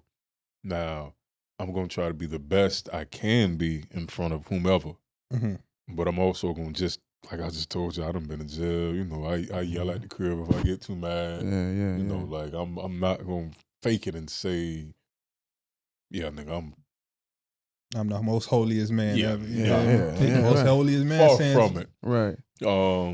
One thing I gotta work on the most is my conversation. Like Paul wrote about that. Like we gotta clean up our conversation. Because sometimes I get a little too relaxed in my conversation. I'll be like, I shouldn't have said it. But it also could be relatable though. Yeah. Huh? I said it could also be relatable, like to where it's very relatable. You get what I'm saying? To where because it shows people authenticity. Yeah. So in regards to how do I convey that message to the young man, I just have to be who I am. So it's on tape. He came to the session. He joined hands. We prayed. You get what I'm saying? Like it's either we close out the session or we open it up in prayer. One or the other. I think he did both. Yeah. So I'm just who I am, bro. Like I'm not perfect. I'm gonna keep reiterating that because Jesus said there's no man perfect but the Father. Amen. I'm just not perfect, bro. But I have like just try your best. 1 foot forward. I have a well documented past. You know, you can Google it. Literally documented. You dig what I'm saying? Like, yeah. So I don't know, bro. I gotta be the salt of the earth. There we go. You know, the light on the hill. Like I got to be that guy. You get what I'm saying? So it was funny because I used to be in the trap, right? In church clothes. I ain't had time to go change. Funny story, right? So for my Liberty City aficionados, I was at the trap was behind the $2 house. And so I never sold drugs. I was a jack boy. Okay. So some people came to the trap cop one day, and I didn't have on regular attire, right? Like trap attire. I literally had on a long sleeve button up, a vest, like a sweater vest, right? Like I know this nigga hold it. A sweater vest with some slacks and some loafers on. Penny loafers. And my dog went to go to the bathroom, take a shower. So he was like, anybody come to the door, just serve him. I said, man. Dude came to the door, I opened the door, and it was the funniest thing ever. Dude came to the door and he was just like, trying to look around me like I wasn't standing up. I'm in the right place. So he was like, "What's Short?" I say, he in the bathroom. He say, step back, he looked at the house. He said, "Did where Short stay at?" I say, "Yeah." I say, "What you need, bro?" He was like, "Nah, I'm good." I say, "Yo, what you need, man?" He was like, "I don't need nothing. Am I right?" and homie, he moonwalked down them steps, down the driveway, through the gate, and he never turned his back to me. And he just kept going, and I closed the door. And this was 2000 and but it probably was like 2010 or something like that. But I never forgot that because it was just that funny. Because you done opened the door looking like Creflo. You feel what I'm saying? Right. No, Wait a minute. Listen, boy, when I say I was devious, boy. Are you prepared for Jehovah's return? He probably got clean that day. Like, you know what? Hey, you might be right. I'm done with this. That was the only sign. Yeah, that was the only sign I needed. Hey, but it might be a little, a little jewel in my crown right there. Hey, bro, what you got for us today? I know you got we had a real one, but I know you got something. I'm gonna go back to his argument that we had before we started hitting record, bro. So you wasn't here for this. Yeah, You've been a little soft spoken, so I really want to hear what you got to say. This how old are you, home? 35. How old are you? 35. We all around the same. Y'all age. ain't babies. All right, so we might be able to have this conversation. This is probably the first episode we've been acting our age for a while. No, for sure. I'm telling you. And that might be why I'm passionate. And that might be where you know us from. You so deep in the city, like his father. Which one? No, you. That might be why my face looks familiar. That's what I was thinking too. So our fathers own Pat Jam, worked at Loot Records. Amazing Chico, Marvelous JP. Okay. We've been running down there for the longest. Okay. And I do a lot of work with different people in Overtown, City, everything. Okay. All right. And it might be in there. We might have crossed paths. When he first said it, I was like, that's right. Yeah, that's what I'm thinking about too. Yeah. And then you be down there. So it's a... Y'all niggas don't get cool before we start arguing. I got the controversial topic. Take off. So we was arguing about this before we started recording, you feel me? We just, you feel me, talking music. So that boy went and asked us, you feel me, who would you take as far as whole body of music? DMX or Tupac? That nigga. I'm taking Pac. You taking Pac? I'm taking Pac. Pac and why? My nigga. I'm taking Pac because shit, that's what I grew up on. That's a good, and that's a good reason. And you know, so you saying Pac people have the cliche answer, yeah, and be like, "Oh, Pac the best rapper," and then some people don't. Mm-hmm. Like, of course, I was listening to Pac because my mama that's what I grew up on. Facts. But as I got older, I still bump Pac. Like, if you pull up on me, I'm probably bumping Pac. Yeah. I bump DMX too. Like, my old girl used to be, "You straight? You straight?" Because I'm listening to DMX, but I understand everything he talking about. But I'm just like, I just like the way it sounds. Yeah. He always talking about the Damien and all that. She used to be, "You straight? You straight?" Because that's a deep song. Yeah, you get what I'm saying. Like, you get into that, I'd be like, you got something you want to talk about? I'm like, man, it's just music, yeah. bro. It's just music. It just sound good. But I'm definitely taking Pac because Pac, Pac number one artist of all time to me. A rapper artist? at least. Rapper? Yeah. What For me. you say? You know I'm taking Pac. Pac? You said Pac too? DMX definitely second though. I had two different answers. If we talking about me personally and what I could bump all the time, I could bump Pac every day. I can't bump them. Yeah, you know. You know I'm looking at you like, hey, bro, listen, damn, this gonna come. JP2 answers. I could bump both of them every day, but I can't. I gotta go with who was first. I ain't gonna. I could run. I look at my playlist. All my playlists are curated by songs that I could bump all the time. The longest playlist I have is Pac is one, and I want to say Nipsey and Currency for the lifespan of their catalog.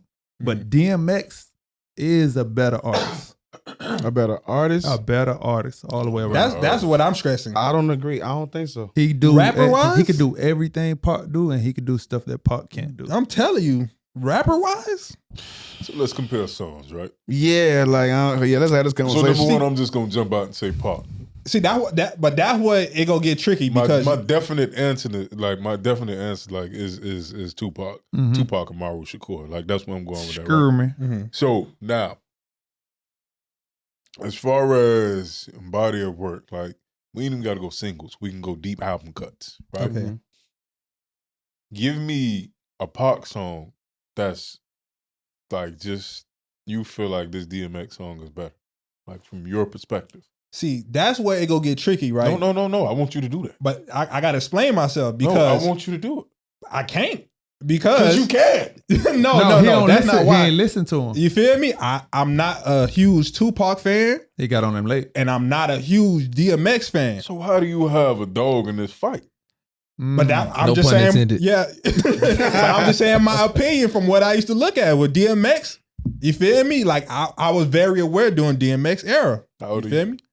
32. Right, Yeah, like you wouldn't know the impact he missed the really Pac era. of Pac. You feel me? If 'Cause that's I what was you're a going jit off of. when Pac was.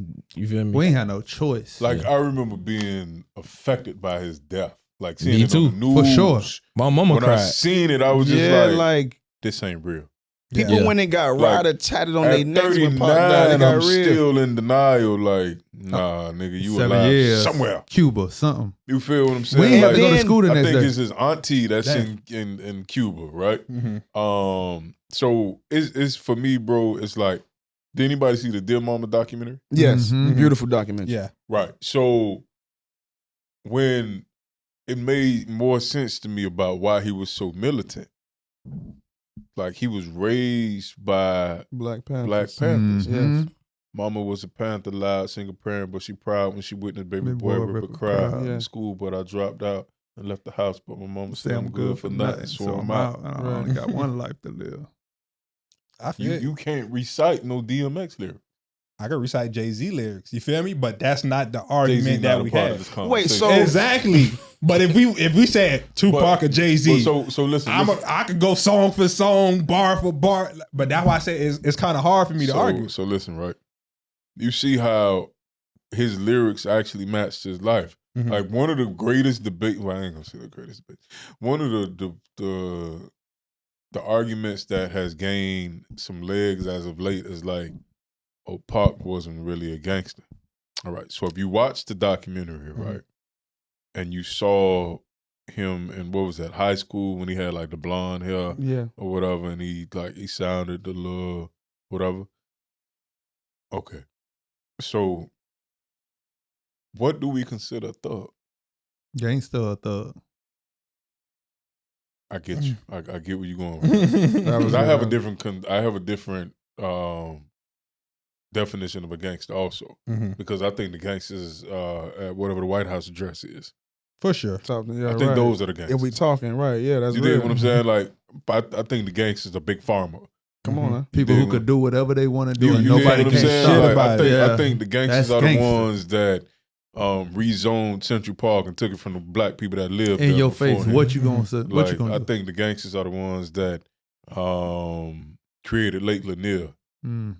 bombed Tulsa, you dig? Or For sure. passed the bill to build I-95 and destroyed all of the black communities. Those are the gangsters. For sure. The president that funded a war in exchange brought cocaine to America. That's the gangster. Yes. You dig what I'm I saying? also I ain't agree. lie, Trump gangster as fuck. He is. Super. Super gangster. I also agree that the black individual that could go into a city and galvanize them, maybe some illegal things, but galvanize them and reconstruct what it is to have that city on lock Yeah. or that town on lock, Right. and the government can't do nothing Right. about it. That's gangster to me too. Right. In a layman's term. Mm-hmm. But like from He doing whatever he wants to. from You can't stop him. From a sense of being like organized crime, Mhm. those are the people that I refer to. You get what I'm saying? Yeah, Like yeah. all the people that I refer to are just like the mafia and all of that. You dig what I'm saying? Like That was gangster. though they're gangsters, because right now we have food that is being passed as food, Mhm. Right. and it ain't being approved or nothing. It's just like, nigga, we finna sell it. That's gangster. It's banned other places. Yeah, you feel me? That's gangster. Yeah, like that's straight, like brute energy. What they able to do is change the narrative and make us, the guinea pigs. No, the ones that are said to be the criminals. Mm. Nigga, y'all ate us when we were property. You dig what I'm saying? Like made us into luggage and used our skin for lamps. You dig what I'm saying? Like hung niggas for no reason at all. Oh, you looked at my old lick? For sure. You feel me? Those were the gangsters. She let that be. I ain't had nothing to do with that. You feel what I'm saying? But in regards to the thugs, right? So this man was shot, betrayed. He stood on that. Like he never changed his story. Even other interviews that came out later on that weren't so popular, like he kept saying who shot him. And now we starting to see how malicious this nigga was. Yeah. I'm not finna be a Tupac hater this episode, cause it sounds like it is. I'm always a Tupac hater. I just wanted to finish what I was saying. Go, cook. Cook. It's hard. I'm getting triggered, but cook. So, okay, the man was shot. He was sent to prison. Them the thugs, I know. Yeah, but then outside of that, right? Like how militant he was being raised by the Black Panthers. And remember, when they all were in prison, he was given the reins. Yeah. Here's the thing with Pac, like what people don't understand. I think I'm just speaking on his life. No, you're right. Like not even the music. And exactly, and that's the thing. People don't take in the life part. So when we was coming up, we getting like the MTV news, the documentaries. We only getting like, for example, I ain't know until I got older that Pac really was from New York, not the West. But if you're just watching see how you saying, I'm just looking at it from that. I can only kind of see what they seeing. But when you watch the real documentary, not the movie, but the actual documentary, you see, oh, he's not a rapper. He's the son of an activist who's pretty much like Thug. He was a plan. Comes from what's his father or stepfather that was incarcerated, and they're giving him everything to say, hey man, you talk about this, you talk about this, you talk about that, and then we get changes, and then we get Dear Mama, and to even on the DMX and Tupac thing, I don't, as deep and intricate as DMX is, you could play changes today, like literally, like, and just let it play, and how he was playing the music, every caption, every line would resonate in 2025. But don't sleep on DMX having to raise himself. Similar to type. It's New York though. New York tough. I ain't gonna lie, y'all be going through some stuff. But having to raise himself, right? Teaching himself, securing himself, learning himself, and still finding a way to be great with all that trauma, that's gangster too. No, it is. It's almost like what you're saying. Okay, so you got the gangsters, right? But then I think the gangsters breed the thugs because you got the big farmers or the big companies who it creates that thug that's like, man, like which is the hate you gave me. You feel me? So it's like, okay, no, go ahead. So it's like what Pac became is, all right, you got gangster, which breeded the thugs, and but then you have levels, and I think Pac became, I'm trying to get it to where we become the gangsters so I could start to teach you, DMX, the thug, to also become a gangster. So now we could stop being thugs. Now you have influence, I got to get rid of you. You feel what I'm saying? Similar to Nipsey. Now you have influence over the thugs and the gangsters. That was just so plain. Yeah. Like the writing was really on the wall. Like you influencing the day that he was getting ready to, it's all projection. Yeah. Mm-hmm. They calling us what they are. For sure. And when you try to become the opposite of that, we gotta take you out because we want you to still be this, so we can, Well, Tony, you need me to say I'm the bad guy. Yeah. So I was like, nah, we need y'all to be niggas, so we could keep pointing the finger at y'all. Y'all not holding us accountable. It's so bad that it becomes like worldwide. Like I was at the older I get, the more tennis shoes and jeans I wear and t-shirts, bro. For sure. Like I don't even wear shoes no more like that. Like I was wearing loafers and polos for the very longest. It's like the older I get, it's like, man, fuck all that. For sure. You want to be comfortable. So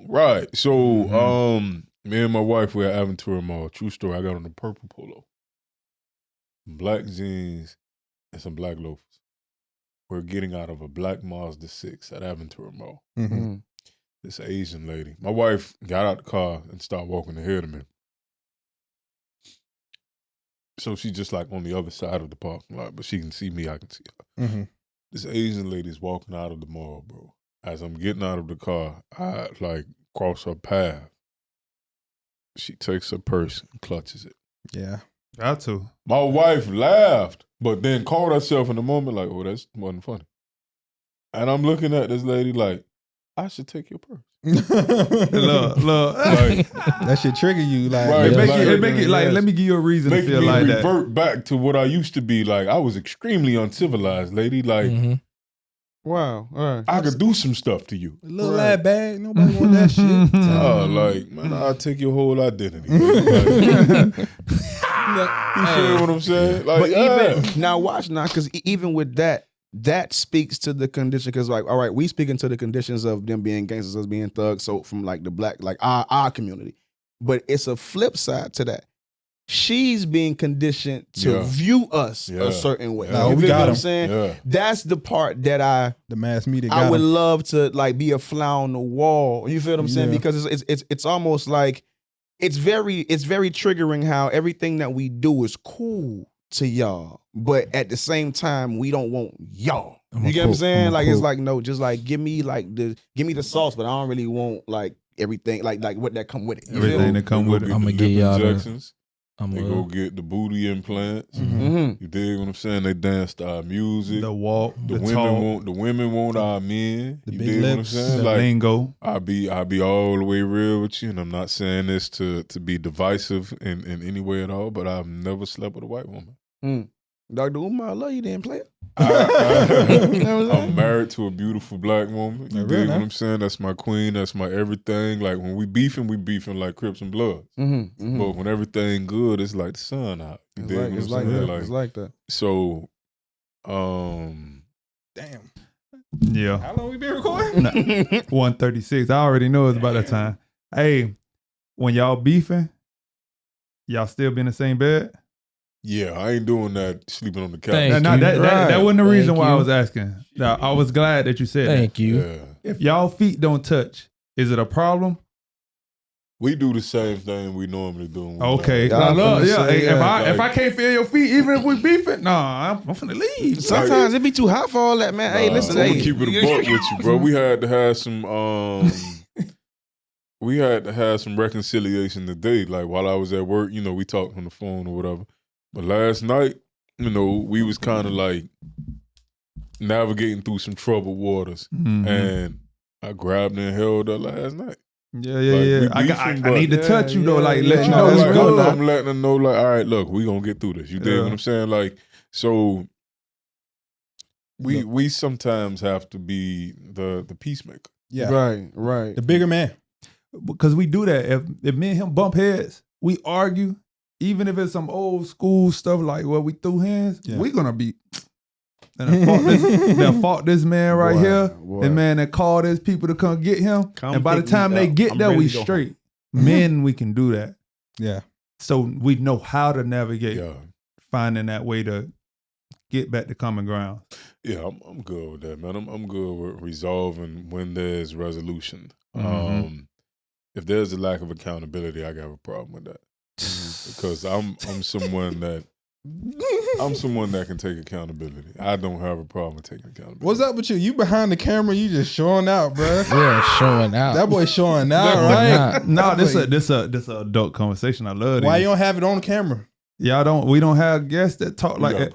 Matter of fact, no, it ain't him. It ain't him. He know I, look, but he can't even do it because he on camera. If he here, he'll do a little bit more. I'd have been showing. I'd have might have wall out. You need a hug, bro. Nah. I'm good. You feel me? Okay. It just look. He can't even look. Yeah. So back to the deal. Stay in line, my boy. Okay, so did this right? Like the song I had you to play earlier, "Happy Home," right? Mm-hmm. So DMX put out "It's Dark and Hell Is Hot," "Flesh My Flesh, Blood My Blood." I bought both of those albums, right? Mm-hmm. I never felt like, and a completely unbiased, like I was big into the Def Jam era too. Like when they was that Def Jam 2000, like when they had Redman, Method Man, they had Rough Riders, they had That's doing the backstage DVD era. right. But this is when they had everybody. You know what I'm saying? When they had Rockefeller, when they had they had Ja Rule at the time too, right? Yes, bro. They had everything. Def Jam at That's what I was time. gonna say. Murder Inc. Okay, right. yeah. So they had Murder Inc. at that time. So I had everybody music, bro. Mm-hmm. Nobody was better than Pac. That's a fact. Nobody was better than Pac. I agree to that. I do. It resonated to me in a different way because Pac was never just a monolithic man. Yeah, he was not monolithic, bro. He just had, for whatever mood you in, and this is what I challenge my youngins with today. I got a youngin that's 22, and me and him be chopping it up. So I had to put him on the Pac one day. And I said, okay, now let me put you on to something. Because he listened to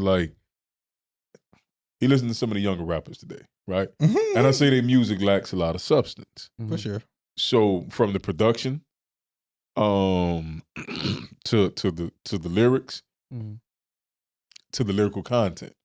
So I put him on to some Pac one day. I played Happy Home. I played Letter to My Unborn Child. I played I ain't gonna lie.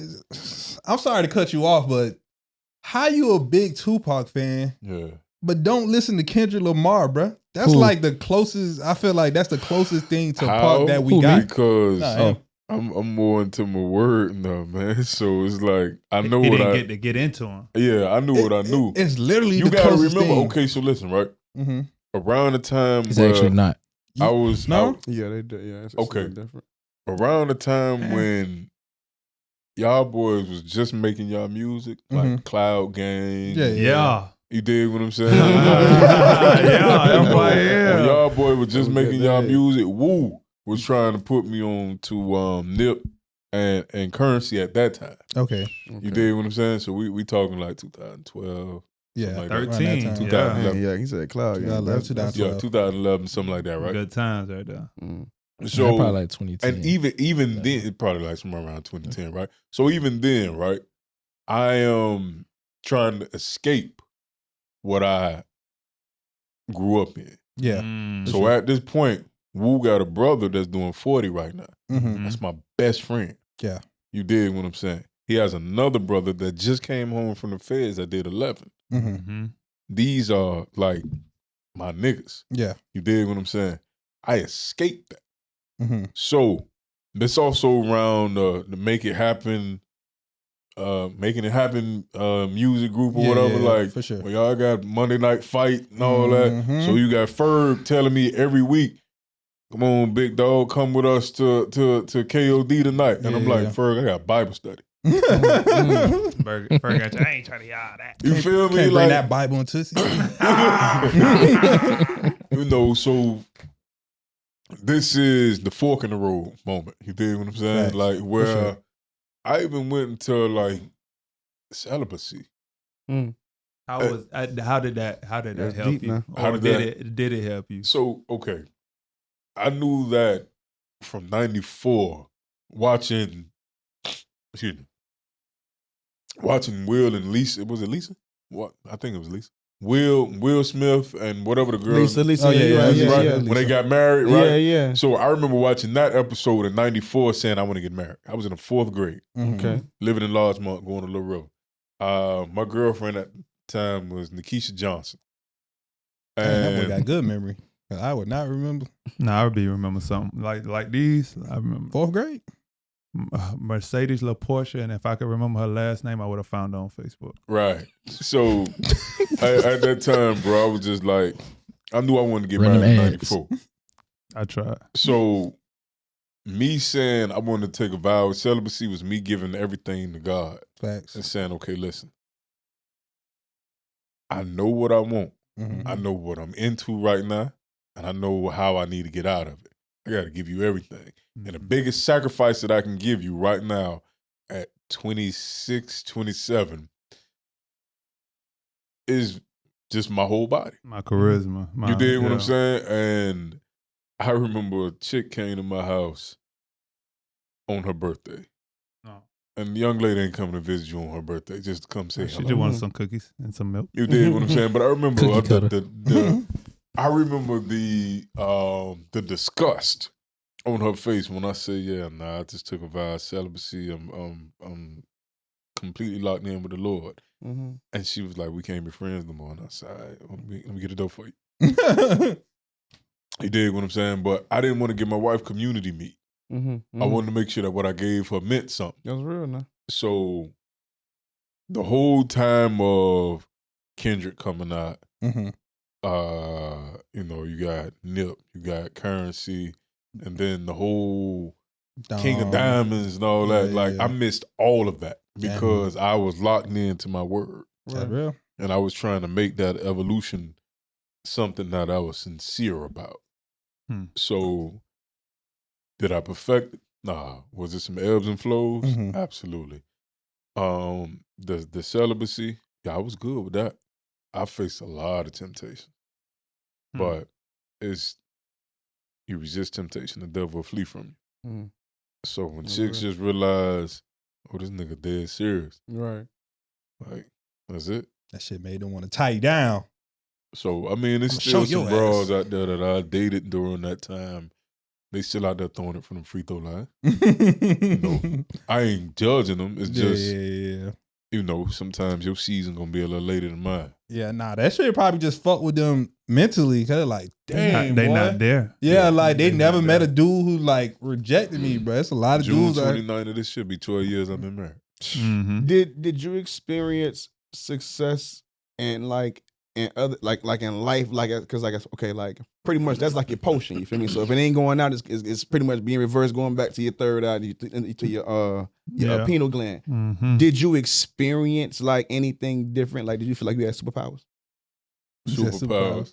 Told you, Wolverine, bro. I feel like discipline is a superpower. You feel me? For like sure. It's, you know what? I severely lack discipline. what? So that was that for that right there. You feel what I'm saying? That was the highlight of my life. Okay. So Yeah, for sure. you felt different. It was That was something that I was like, oh. So even now, I can say I can do something and really be locked in on it. For sure. That's my reference point. okay. sure. But Okay. like right now, like I have, I believe it's called like addictive qualities or tendencies or something like that. Like where you just do Addictive something. I and just- personality. overindulge. Yeah, I ain't gonna lie, I do too. So like For sure. I remember being on Twitter just talking to myself. Me too. Like during that time, yo. Like I remember that's how I was like, I was up on everything y'all was doing. Yeah. But I was just at the crib like, them boy wildin'. Just but at the crib though. You know what I'm saying? Like it wasn't safe for me to step outside. Facts. Because if I did, it just would have been bad. You know what's crazy? That's how my life been for the last 2-3 years, bro. Yeah. I literally do not go anywhere for that same. It's just now you know it's like, bro. If I go to the club, that gonna make me want to go to this club. That gonna make me want to get a drink. That gonna make me want to do this. Then I'm gonna want to hang out the next day, Right. because I felt like I done missed out on a little bit of something from the day. And then that shit just go into a whole other. That's why I be like, now just podcast, studio, home, So food, home. yeah, that was it, man. I just had to stay locked in. But did I feel like I had superpowers? No, I didn't feel like I had superpowers. I just felt like, God, this is what I want. I felt like marriage was the goal. Yeah. Okay. Now staying married Is the goal. Is the goal. Like I don't want to be the nigga that say like we got married and no knock on nobody, man. 'Cause I get it. It's Lame ass weekend. No. It'd be hard for me to like just stay like I just be having it. No, we need that. We need I that. don't know. My bad. Nah, it'd be so hard. Y'all understand how many times out of one of the outbursts. They've been on point too. I ain't gonna lie. Let it rock. You good. I got such anger issues. Like hearing you say that was so funny. He said it so perfect. He wasn't laughing. I was like, yeah, that sound good. I say it for him. You feel me? Like he got to be politically correct right now. I say it for him. So How did you know she was like, yeah, I'm locking in with her. I know this the right choice. that's easy. So That's a great answer. I mean, great question. I always, because I thought about marriage, Mhm. but it's so like, number one, God confirmed it to me. But she was like the homie though. You dig what I'm saying? Oh, okay. Are you good right there? Good right here? Yeah. So she was like the homie. She was the first woman that I was ever able to be friends with first. I've never been able to be friends with someone first and just be attracted, like find this person attractive, but not like want to overstep my boundaries. That's real. You dig what I'm saying? So we was friends first and we was just kicking it. And I was in a very down slope at that point. You dig what I'm saying? Like, what was it? It was like after a case, something like that. Like, I think it was like after a case where I just had to like build myself back up. So we just kicked it as friends, and I had already started to like weed out some of the broads that I was dealing with because a sister in Christ told me like, bro, you may not be sleeping with these women, but you ain't having clean thoughts. Like you juggling women and you ain't sleeping with them. You're not having clean thoughts. And she was right. So I had to just start weeding them out. You dig what I'm saying? But it was, number one, my wife is beautiful to me. And I know when we out in public, other niggas feel the same way. To them too. Cause I be having to check niggas when we out in public. Like, and it may not have to be verbally, but like men understand men. Like if I look at you cause I see you looking at my old lady and I'm like, nigga, you will get slapped with this turkey in Walmart. Time up, my boy. As soon as I look, time up. You got your look, all right, cool. You see the boongie? Cool, all right. Time up. Like, keep it moving. That's me when I get home, believe that. So, but nah, she's beautiful inside and out, man. She's one of the most genuine, caring, loving people. Like, it's hard to find somebody that's beautiful inside and out. This is a lot. I got to say this. Like, if you could zoom in right here. Oh, it's going to get done. It's a lot of eye candy out there, gentlemen. But you got to get you some soul food. That nigga be cooking. Hey, that boy just cooked right there. That boy be cooking. Copyright all your sayings because he gonna try to remix it. When I say somebody cooking, it's usually because they talking in a way that I would already talk. Okay. Or I already said it. I didn't say it that before. I ain't never heard it. I say. Now look, this how it go. It's definitely your man. He getting you now right. Look, this how it go. The microwave is cool, but everybody wants something stuffed in the oven, slow cook. You ain't heard me use that microwave in the oven. He ain't come off like that. He ain't come off like that. No, I said he articulated like that. Like, subscribe, and follow. For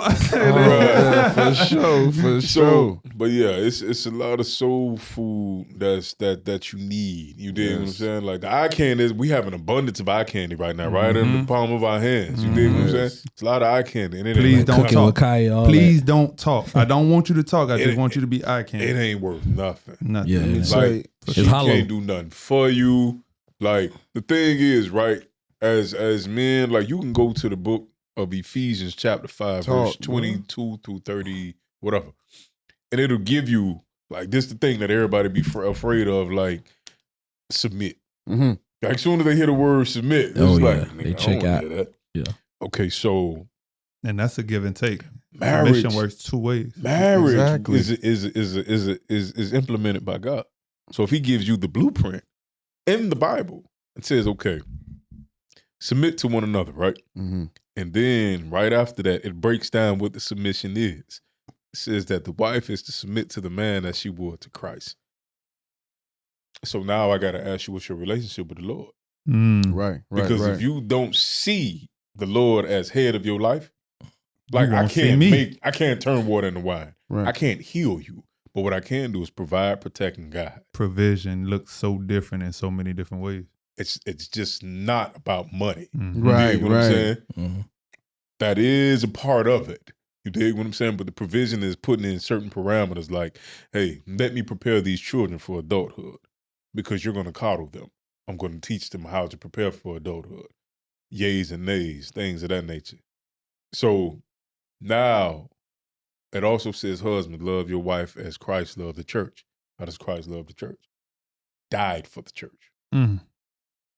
He lived for the church before he died for the church. Yes. Now, in his position, he intercedes for the church, meaning that continues to speak on behalf of the church. Yeah. That's right. Forgives the church unconditionally. So you and I can say, hey, bro, we finna go hit a lick. And feel completely wrong about it. And never want to do it again. Lord Jesus, sincerely, I ask that you forgive me, Father. That's the same forgiveness that we got to continue to give to our wives. Mm. Unconditional. She might have just called you an F nigga to your face. Whew. Hey. Talk about PTSD, ADHD, all that. Whew. Nigga, your meat small. Nigga. Talking crazy. You dig what I'm saying? You got to choose her every day. That's real now. And still forgive her. And still forgive her. Yes. And love her beyond that. You Wife. dig what I'm saying? Yes. Wife. I don't agree with that. You not. If you got that, Wait, but she shouldn't talk to you like for that. sure. Right, if you right. got that She in your heart to shouldn't. talk to me, You dig what I'm saying? She shouldn't talk to you like that. But you get what I'm The saying? principle of forgiving, right? Right. That The most Your wife. egregious thing. Your wife. Right. So as Christ loved the church. But said that shit like 20 times. That boy put a sincere emphasis on your wife. Your wife. That's real though. Your wife. You ain't see me before, but you see me now. But that's real. No. The thing is, bro, with all that, like, and in all sincerity, going into year 12, this is what I'm studying. Mm-hmm. Because in the beginning, it was just like, all right, so we married. Mm-hmm. And we gonna try to wing it. No examples at the crib for me. My mama was never married. Mm-hmm.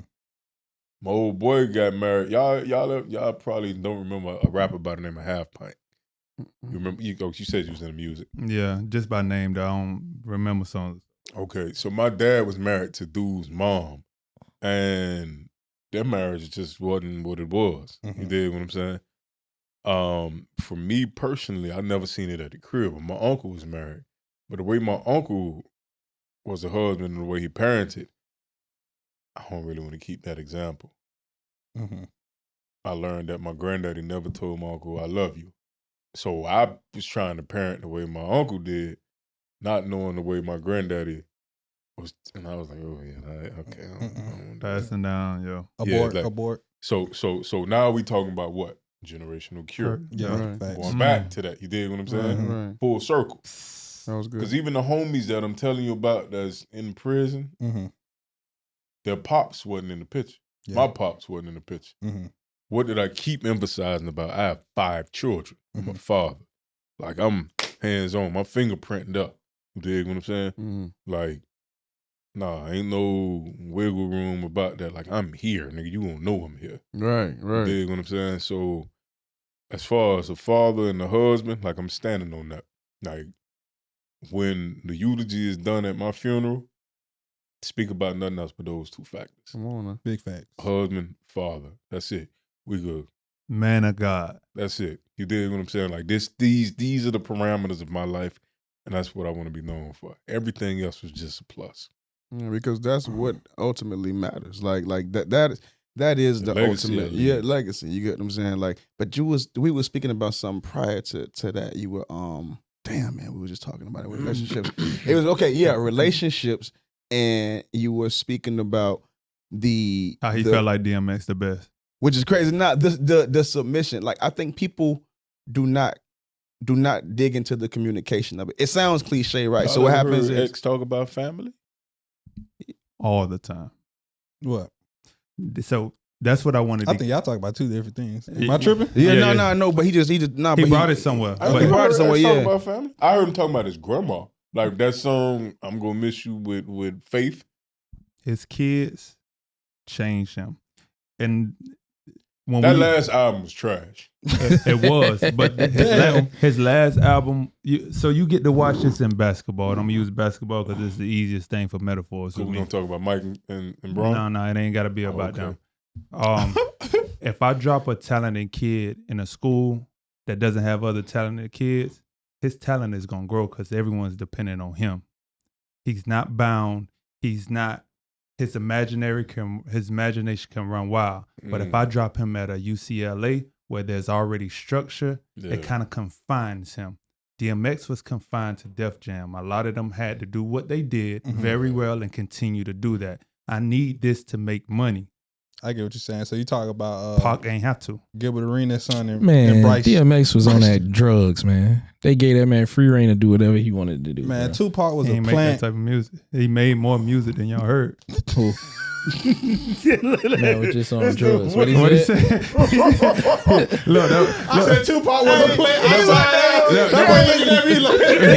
that boy almost leaned over. It's a complete opposite of play. But damn, I mean, I kind of agree with that too. Though I feel like Pac was a play, and I feel like Man, that's only what that y'all man to be the perfect. I'm gonna tell you, that's real one, talk. that's one argument, right? He was a plant, and two, I feel like if he lived long enough to be in the social media era, Tupac would have probably gooked out probably like 50 times. Nah, he too I don't think he smart. would've Who ain't gooking out though? I don't think he would have That's goofed my out. point. Y'all got the perfect Tupac. Bruh. He didn't have. I don't got the perfect Tupac. No, listen. He didn't have selfies. He didn't have camera phones. He couldn't Bruh, go on Instagram Live. No, listen, couldn't go on because I'm a Pac fan. Go ahead. Nigga was in the tub.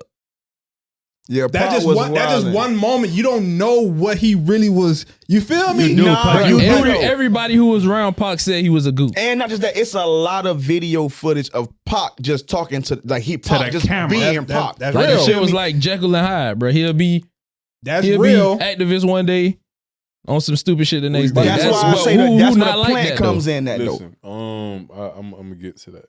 Yeah, because So Too Short said in the interview, he said every time he talked to Pac, you might get the gangster one day, you gonna get the lover boy one day, the toss him up, or you might get the activist. He said, but the thing is, no matter where you were, no matter who was in the room, let him talk. This is what Too Short said. He said, no matter what room you in, let him talk. There's an abundance of knowledge in all of those different categories. So the thing was, right, I want to hear about this plan. all right. I don't. Nah, I because do, no, 'cause but I've it's never heard real. it before. I feel like the plant because people have different Jason perspective Tatum was of a plants, plant. but plant What? Who because he said? Jason Tatum. What the fuck? I'm a Out of all people though, Jason Tatum. Nah, he literally is though. He's a Celtic plant. Like he's a clover. You ain't Like, so, that's it. right? That's the only way I can see it. I feel like Pac is a plant because he started off being like I want to like articulate my passion and do this music thing, but the plant what happens is they'll let you do that, and then once they see okay I can create or he has influence when Pac after like getting out of jail like Pac going to death row it becomes plantish to me like it becomes I'm screaming thug like, but it went from what my stepfather told me to tell y'all about to now it's like, fuck these niggas, I don't give a fuck, man, it is what it is. And I think because it's brewing from the hatred, from the fact that he felt like niggas tried him. So it is, I don't want to say justified, but I can see where it comes from. But that's where you have the gangsters that says, ooh, I could use that. You feel me? And now I'm gonna take, all right, yeah, you was giving us Dear Mama, cool, but I could also take this other shit that I know that they're not going to do the extra due diligence to read who you fully are, that they're gonna take the low-hanging fruit, and that's all I really need. The majority are gonna take the low-hanging fruit, and that's really who we playing with. You feel me? But- like it's more sheep than wolves. That's right. But that ain't really on him though. I'm putting everything out there and you take what you resonate with. But does the plant choose what garden they in, or do they just do what they do with like what they How at? can so? Did you see the interview when he was like, when you first like when they stripping you of your necessities or whatever? I'm not verbatim what he said, but in the same realm. Yeah. When he was like, when you let's say you ain't got no food, you see your neighbor got the food, you knocking on polite. I come with the dope, picking with the bit. Yeah, like I You feel seen me? that. Hey, can we please have some food? They keep denying you. The more you come back, the more angry you gonna get. But there's a they. So that About feel some me? shit that's Yeah. not yours. There's a they bad. on top of that. That's like no, he So said you knocking on the door asking for food and they telling you we don't got food, but when you look back there and you see all these resources. All Yeah, right. you pocket So watching. let me say. Hey, bro, you tough. Hey. Before you go on, We was talking about this earlier. Yeah. My activist talk, no matter how well I articulate it, everybody ain't buying that. Right. But everybody can be a gangster, no matter what color you is, no matter what race you is, and no matter what nationality. Which one, if I'm knocking on this door trying to get food the nice way and y'all ain't getting it to me, I'm finna go give y'all what y'all asking for. But see, I think it's a twofold. Or get a job. I feel like, all right. Can't get My paid. bad. I'm not even pandering. Nah, Like, but what are we I can't get- talking about? I can't get paid no. what I want to get. Because- I wanna address the plan. Because all right, I feel like when you go to the big office, there's somebody going, I could use that hatred. So although sure. you feel me, like he's like do changes, but then run me down a bunch of this other, give me hit 'em up as well, because hit 'em up is going to ring louder. Yeah, you may grab the 5 from changes, but you finna grab these 500 from hit 'em up. Yeah, So I for feel sure. like the person that's planting is they know they're not gonna roll 100%, but they're gonna get the majority out of it. You feel me? But look, All right, in the words of Pop, what he said, recollect your thoughts, don't get caught in the mix because the media is full of dirty tricks. Yeah, that's there right. you go. all right. So You can end So this out. if I'm making a whole album with everything, but they just promoting that, how does that make me the plant? But that's the plant. Like you don't choose to be the plant. For sure. You feel what I'm saying? At all. But think what you happens do. is Pac was walking around going, "Hey, boy, we need that bread," and Pac was saying, "Nigga, I need money." So when Diddy and damn a dog, when they call Pac to say, He said, come do the come do the feature for New York Undercover, you typically probably wouldn't do a feature with this guy, right? Yeah. But because you need the bread, I've kind of cornered you where, and you don't think you being a plant, but you simply being next to this nigga is being a plant because now he kind of gains more credence because he's seen next to you. So now when he speaks, now cooking. other people that you feel me that listen to him that don't know me can now get what he's saying as truth because man, I seen fool with Pop, man, he real. Not knowing, man, fool dirty as hell. But and the whole time the office in the back, like, I planted all this shit. Pac don't even know he a plant. I just put him there. You feel me? And because they love Pac, I don't care about the good shit. Just give me one bad song. I'm gonna take the majority of y'all niggas. And I'm gonna push the fuck And out of that shit. I'm gonna push. And niggas Put don't all talk my this. money behind Niggas it. speak about My mortgage. hit 'em up. The biggest hip hop Beef. moment that we just seen Diss last track. year, hit 'em up got brought up just as much as the shit because they was comparing it to hit 'em up. Literally one of the greatest diss tracks ever. I'm giving that for real. So But you can end this I out. don't see the I'm plant. gonna say this, man. You can end this out, see. So we'll As argue far this. as plants go, right? Right. The man said Jason Tatum. That's still crazy to me. Like Jason Tatum, out of all people. Yeah, Jason. So as far as plants go, right? There are people that literally have no talent, Lil Pump. no skills, no ability, but they are there I'm about to say that. by design. Right. They are being cultivated and put in our algorithms For sure. and pumped and pushed out there. Mm-hmm. Like, I think Drake is a plant. Yes, for sure. It ain't even to think. No, yeah. So because you have a guy who has multiple writers, Mm-hmm.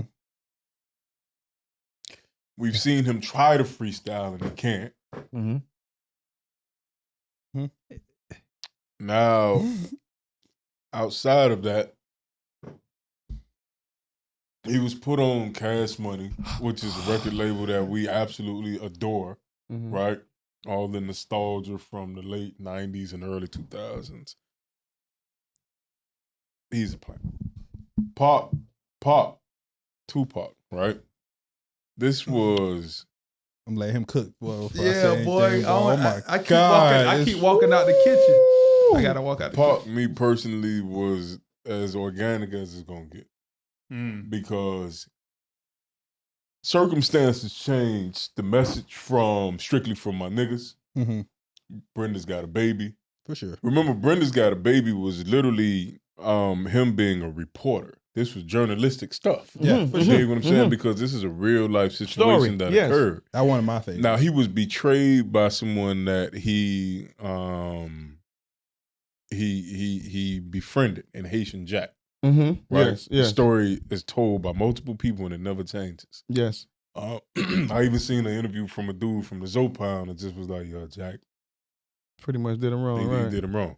Even when they did the documentary, remember they said they reached out to Jack and he would never. He would never speak on it. Definitely. Speak on it. Like clean your face. Right. You dig what I'm saying? Defend yourself. Mm-hmm. He would never speak up. So, and no matter how gangster you are, like you want to clear your name. Mm-hmm. You dig what I'm saying? So, with Pop, he wasn't a plant. And from my perspective, I think that's like the most egregious and outrageous thing I've ever heard. We let you cook, but I wasn't feeling it. Yeah, So- I think when y'all hear plant, y'all hearing the talent part. Hold on. My bad. Go Hold ahead. on. It's not about the talent part, bro. It's about the fact that, okay, so let's put it like this, right? Like y'all into the music industry, right? Mm-hmm. I think Miami is one of the most difficult areas to get on at. Yeah, For sure. yeah, for sure. For sure. It doesn't matter what You do. you do, like whether it be a nonprofit organization, but Mhm. let's just specifically stick to music, right? Yeah. We have literal artists here that have made it that don't reach back and say, hey, let me lift you up. You dig what I'm saying? Cause we we- kind of green too. I ain't gonna lie. I said we kind of green too. You feel me? Like we'll hate on the Business motherfucker on their whole upcoming rising, but when they finally get there, that's Everybody want wanna to show 'em. When someone else co-signs, Yeah, you, yeah. They be like, Damn, I always knew. Well, I was right there Like with him. City boy. I Girl remember. when they got signed by QC, right? But they were mad at the song the whole time. Like, I remember they were performing at the Rolex. Yeah. Mm. So, all of that, right? Mm-hmm.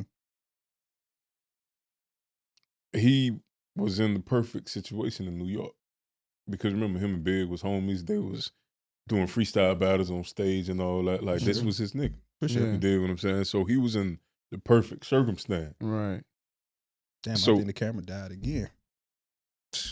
That shit, that shit telling us like, hey, this is one. That's why I say you got to come back. Yeah. But this has been one of it's our longest, but best conversations I that we appreciate had. that, man. So I appreciate we that. really appreciate you I appreciate coming by. that. So, do I stop? Like I don't want you to, because they can still hear you. Yeah. You could do the wide. You could do the wide with Okay. everybody. Back. So-